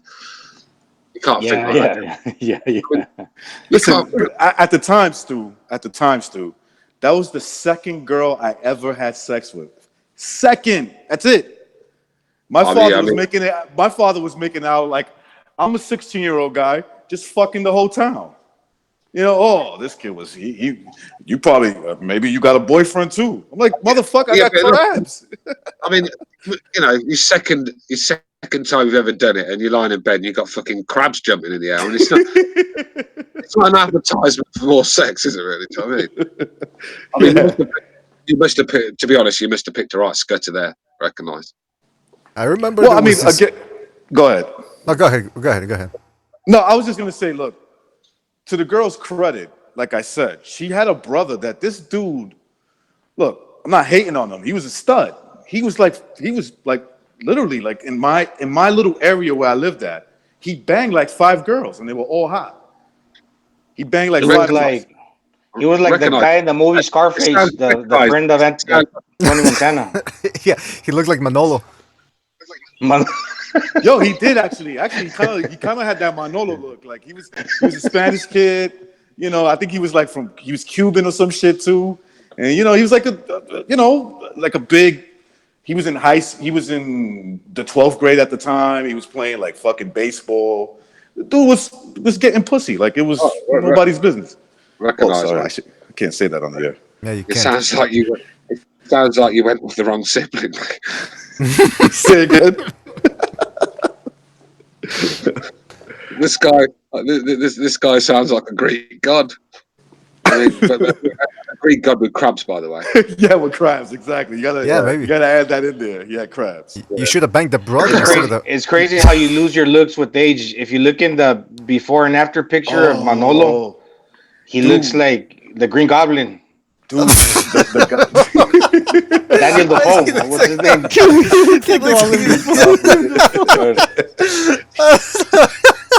And he doesn't even have AIDS. Oh man, the guy that was my my girlfriend's brother, right? Like the dude, yo, he aged terribly, man. He's like an old man. He got the sunken chest with the belly, with the it looks like he's pregnant and shit. I'm like, what the fuck? Like you ain't pulling nothing now. Yeah, but my uncle, right? My uncle's the same. He's only like my uncle's only a few years older than me, right? But when you look at me, I can get away with getting away a bit younger, telling lies to the gate ladies, a few years younger, get away with it. This guy, like I said, he's only a few years. He looks like fucking Kirk Douglas with AIDS, man. This guy. Yeah, it's just all falling apart. I don't know what's happened to him. I don't know what sort of life. I don't know what he's been doing, but he's had a very fucking hard life. If he was a car, you'd throw it in the scrap, wouldn't you? Oh man, listen, oh man, tears were coming out of my eyes. All right, so listen, we talked about the boxing. We ended up talking about AIDS. It's been a long time since we deviated from the boxing, but I guess Sunday's a perfect day for that. Also, by the way, just real quick, it's interesting. You guys were talking about AIDS. That was when people didn't know what it was. They call it gay cancer back then. So there was a lot of misinformation. There wasn't the internet. Yeah. There wasn't the internet the way that it is now. Nowadays, you can check out anything, get some research on something. But I remember back in those days, people were saying, like, everybody was always coming up with these old wives' tales. Like, oh, no, if you fuck a girl and she's got AIDS, all you got to do is, like, spray some WD-40 on your dick and it's going to go away. I'm thinking, geez, that doesn't happen anymore with the internet. Everybody can do the research now. That's what I heard. Yeah, I mean, if any of you listeners were affected by what we spoke about today, contact us at the BDA and we'll gladly help. We should do a special AIDS episode and give definitely. Anyone who's got AIDS should call in. Tell us how long they've had it, how long they got left. So there's lots to talk about. And the people that donate to the super chat, all the proceedings will go to the. If people donate, what? Yeah, sorry, go on. Yeah, I was just gonna say, if people donate via the super chat, all the proceeds will go to the Pro AIDS Foundation or whatever it's called. Yeah. Yep, definitely. All right, listen. We got a lot of things. We got a lot of things covered. We talked about Tank Davis. We talked about Ramirez. We talked about AIDS, crabs. Can I just announce that we're working on the 8-man trivia TKO tournament? The 8-man trivia tournament? No, the trivia TKO tournament. Yeah. Go ahead and announce that. Oh, we already have so far possibly 6 contestants, so we're missing 2. So if you guys want to join, let us know. It's gonna be an 8-man tournament, and we will be having a live draw to see who I will say fight, but who plays The against who bracket. in the first round.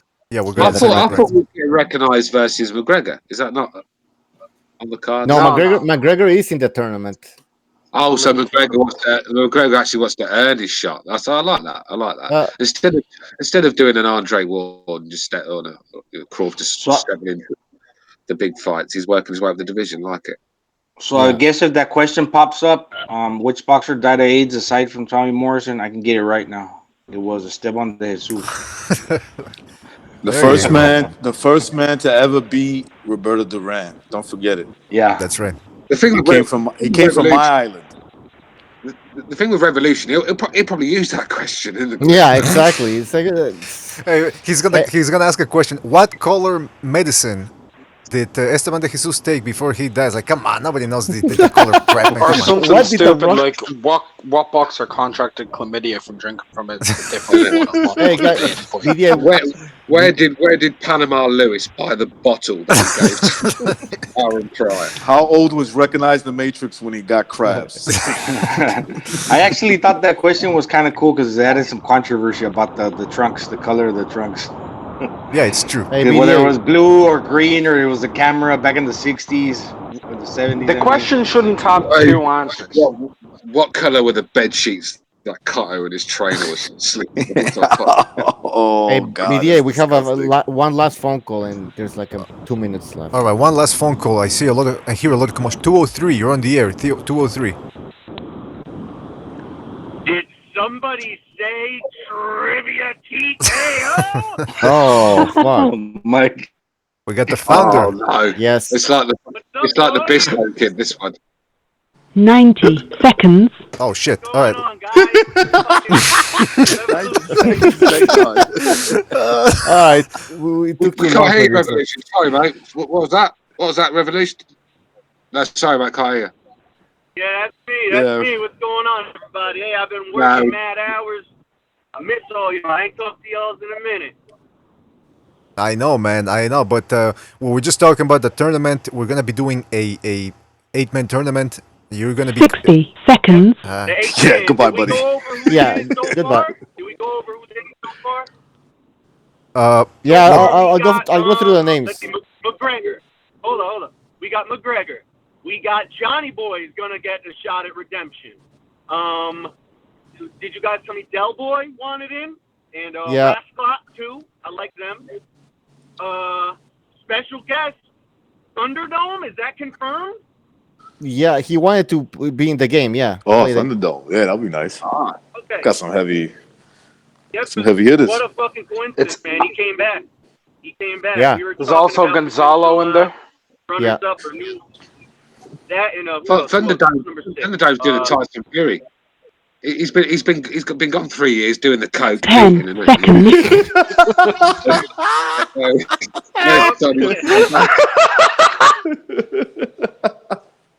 Thunderdome. Now look, I don't want to Counterpunch put out a video on Thunderdome. That's a good point. And Gonzalo, you want in there too, right? Yeah, sure. Yeah. I have a feeling Gonzalo's gonna be a little force. Hey, no, but you know what? Gonzalo's good. Gonna win, bro. Gonzalo's good because Gonzalo just got tested, so he's good. He's cleared by the commission. Yeah. All right, so all we need is two more people, and we're ready to go. I want Jimmy. Yeah. Who's talked to Jimmy lately? Yeah, we have him on got Twitter. ran over or something. I know he's going through some hard times. This girl and shit. Oh, hey, Revolution. I think Gypsy Boxing Style wanted in. Wait a minute. Easy victory. Easy victory. Let's do it. Hey, what about Bucho? What if we get? We're gonna have a handicap for that one then. Oh, come on. I was just gonna say, yeah. Nah, that's Wait, that's let not me good. finish. Let me finish the question. Boxing style gets a 10-point Olympics. lead. Boxing style gets a 10-point lead. That's the handicap. You are so consumed. Boxing style for the win. What are those things on boxers' hands? What are those called? That's easy. Let's go hand wraps. Hey, by the way, I know this one. Is corruption gonna be there on the show? I mean, on the I don't know because he's usually like disappears for 2 months, 3 months, and come back. We need people who are reliable though. Okay. I think corruption could be say corruption is not reliable. That's what No, but he's always busy though, and he's traveling. but He says so. I think he could be a threat, though. I think if he, Yeah, he me does too. come, I'll ask him. I'll ask him, but he's always I traveling. think the division's looking quite strong. Actually. It was looking weak at first when Recognized was basically handed his title. Yeah, when Recognized was meant to play against Stu, it looked shit as fuck. But now there's some people who know. Hey, hang on a minute. We played here, McGregor. We said. Yo, Stu, you can't talk shit if you're not in the tournament, bro. Oh, Listen, I'm the promoter here. Yeah, I'm doing this. I'm breaking it down. Actually, he's my promoter, so look, anything you got to say to me, say to him. Yeah. Yeah, and Stu. The BDA channel's overworked me, so I'm having to have a little breather, innit? That's right. Take a step back. By the way, Revolucion, are you there? Revolucion. I am. What's up? What's up, boo? Can you explain to everybody about the championship belt or the shrine they're gonna build in your house? Yeah. Okay. So the idea. Originally, we were gonna make a belt. The belt was too expensive. Now we're gonna make it like a trophy kind of thing. Okay. Then Stu brought up the great point. What if somebody forgets to mail it, or somebody doesn't mail it and just keeps it and steals it? What if somebody fucking dies? There's a lot of variables. Yeah. You might lose the belt, and the belt cannot be lost. A lot of work is going to go into it. So this is my concept. You guys can shoot it down if you want. We're going to make like a shrine. So we're going to get the little trophy made, right? It's going to be a nameplate. Your name's going to go on it. And either myself or we can have Mr. BDA or Bucho. They're going to hang on to it. It's going to be with them all the time. They're responsible for changing the nameplates. And over time, what we're going to do is kind of build a little shrine, kind of Hall of Fame thing. So, like, for example, Recognize.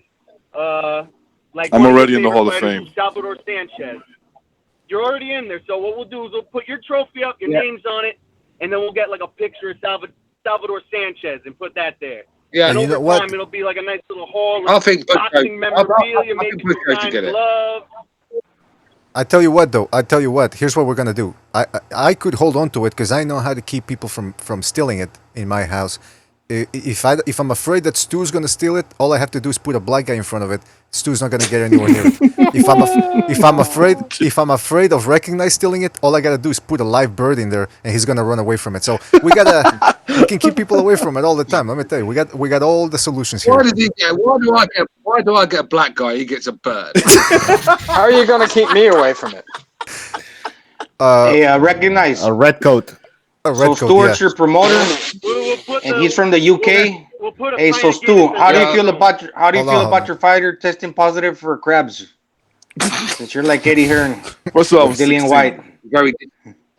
Very disappointing. We do like encourage our fighters to stay away from scutters with crabs, but unfortunately, he went off the rails. He's put it right. He's got the medication that he needs, shaved his pubic hairs, and he's ready to go. And I'm sure that's right. It's a good PR guy. I'm sure McGregor's okay with that as well. I mean, we'll have to see. That was a race.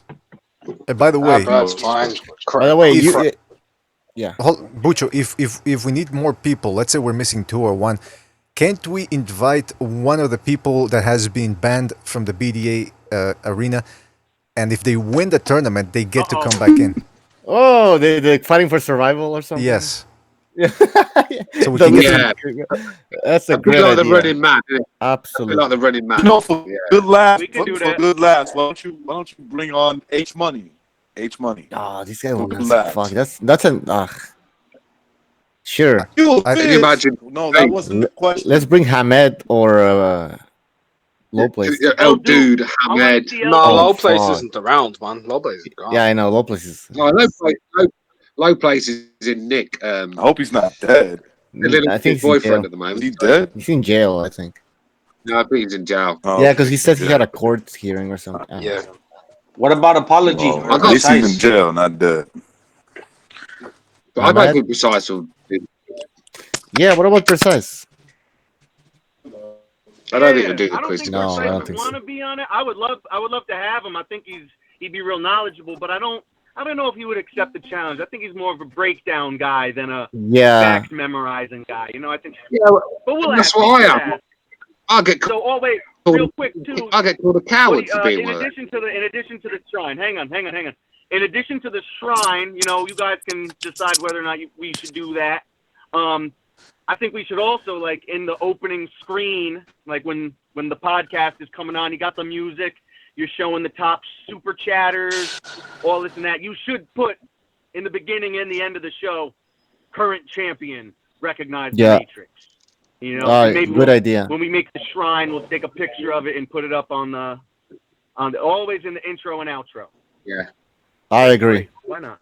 Hey, while the tournament's going on, I'm willing to fight a cherry pick. I mean, a mandatory defense. That's what I meant. Gypsy. I've already got someone lined up. Recognize. Thank you, sir. Thank you. I appreciate that. It's going to be one, just to brush up the cobwebs. It's going to be one. Hey, what if I just need to get the the flow of punches. Well, what if you lose though? Too stiff. Well, then that's a cherry pick. I mean, excuse me, that's a title defense gone wrong. Hang on a minute. We're not signing anything without a rematch clause. Oh yeah, exactly. Stu's got all the angles covered. Hold on now. Wait. Stu. Is Stu going to be recognized as promoter, or is he going to be on the Truth Commission to help come up with questions? Because I thought he was going to help with questions. I know. I don't trust him. I'll be anyone. Hey, I'm the Eddie Hearn of the BDA. I'll be anyone's promoter. They pay me the right money. I'm there. Yeah, BDA Right now, can also come on the Recognize. show, right? He can come on the trivia. Right now, we've recognized. I'm focusing on him. No, because I show he's the BDA champ. the questions. I send him the questions for review. But you sent me everything. the. Oh yeah, I got. Yeah, because we got I to need a triple check the promoter. questions. I need a promoter. Okay, how about you Yeah, get? McGregor needs a promoter. Why don't you get Del Boy? Oh no, wait, Del Boy's in the tournament. I think. Hey right? guys, for the tournament draw that we're gonna do live, do we put like seats, like like top seats, so they can't face each other in the first round, or do we just do it all random? Random. Well, it's Random, only random. eight. What do you Yeah, mean? it's only eight. More random, the better, I say. Just do it random, man. Don't put seeds in there because all Yeah. you're doing is you're guessing who knows what. Yeah, because we're number one seed, and the rest is just guesswork. Well, Sorry I know, about that, I guys. know What McGregor did I is a miss? top seed. I know McGregor knows his shit, and I would put maybe in their Thunderdome, like them- Thunderdome is. So Those are pretty. Those are guys that look. Yeah, I don't want them to face each other in the first round. But then again, if it's Yeah, round, I get that, but like if let's say I get somebody like Gypsy style or something, people are gonna be like, "Oh, McGregor got a free pass into the next round." Yeah, I get. Yeah, okay. It's got to just be fucking hell. random draw. That's just If he gets Gypsy style, it's by the fucking hand of God. You know what I mean? It ain't no seed system. Yeah, good Seeding point. makes it Good point. easier for, if you're really good, it's kind of a free ride when we start doing the seeds. Yeah, good point. Good point. So fuck that. Well, you look, know? Totally random. Oh. Totally random. Okay. Also, too, It's I up to think BDA and Bucho who's the man to choose.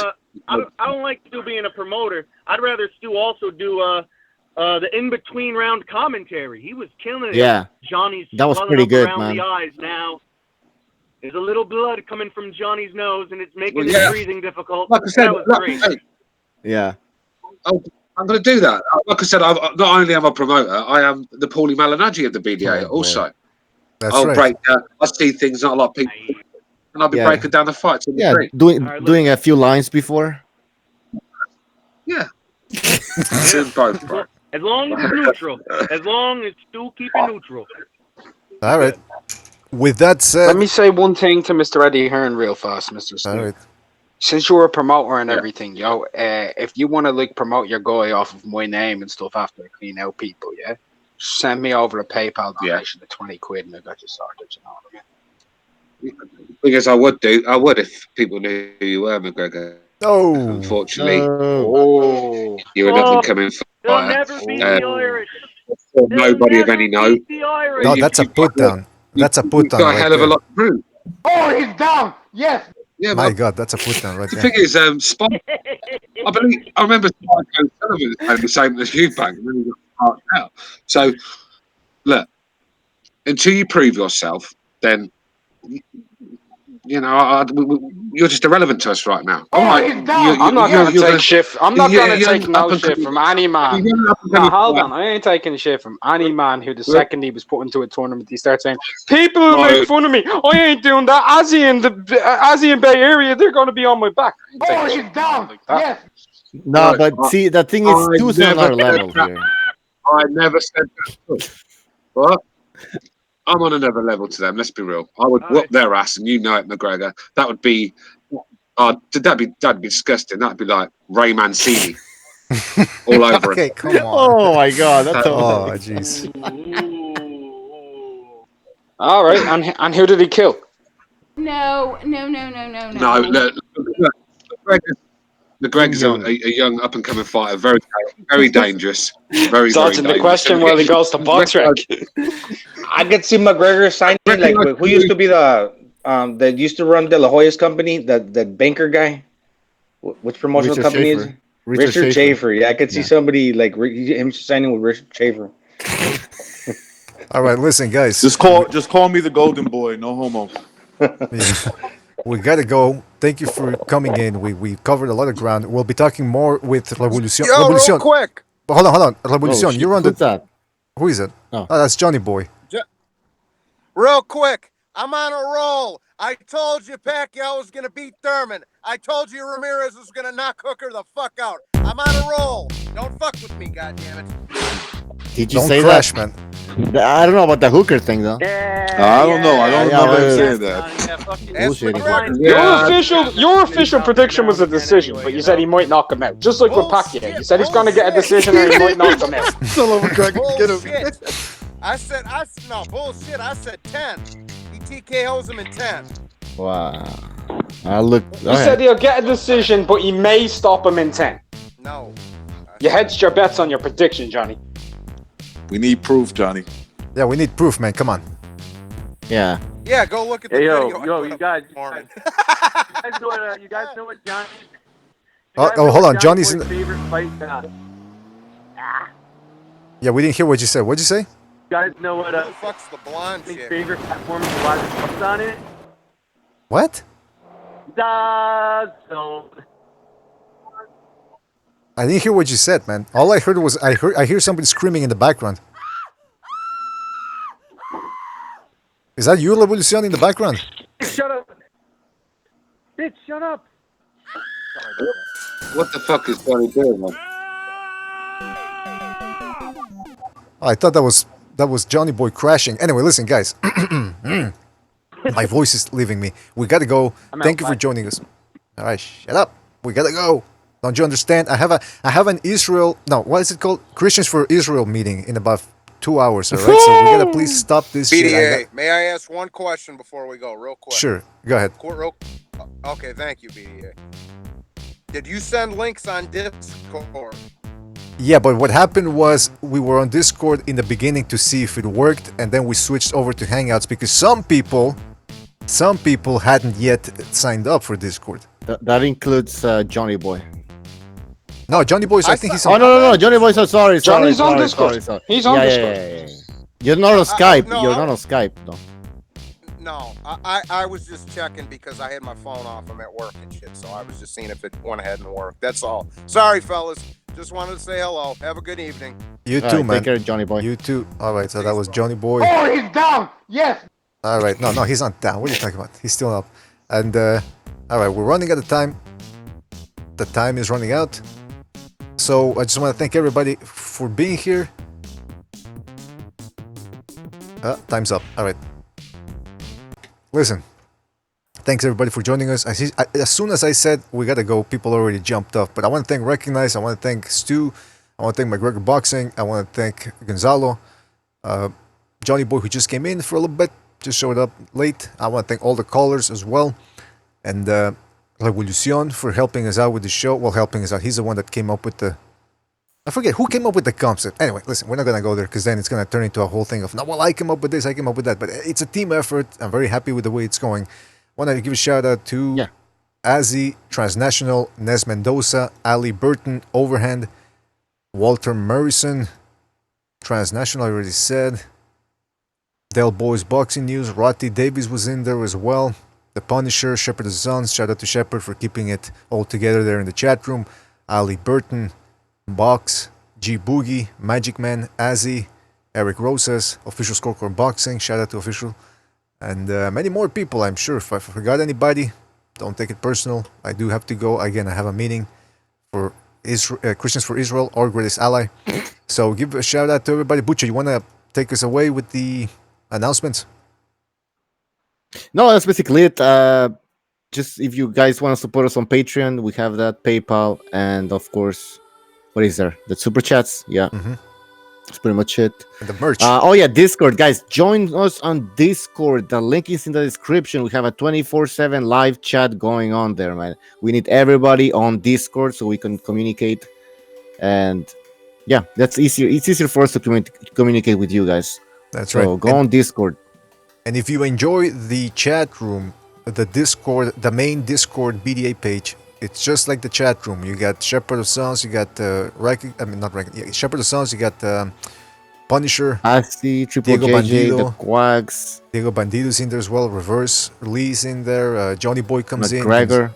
John Gonzalez. So they're all talking about a whole bunch of subjects. Go in there if you don't have anything to do, or you just want to continue the conversation.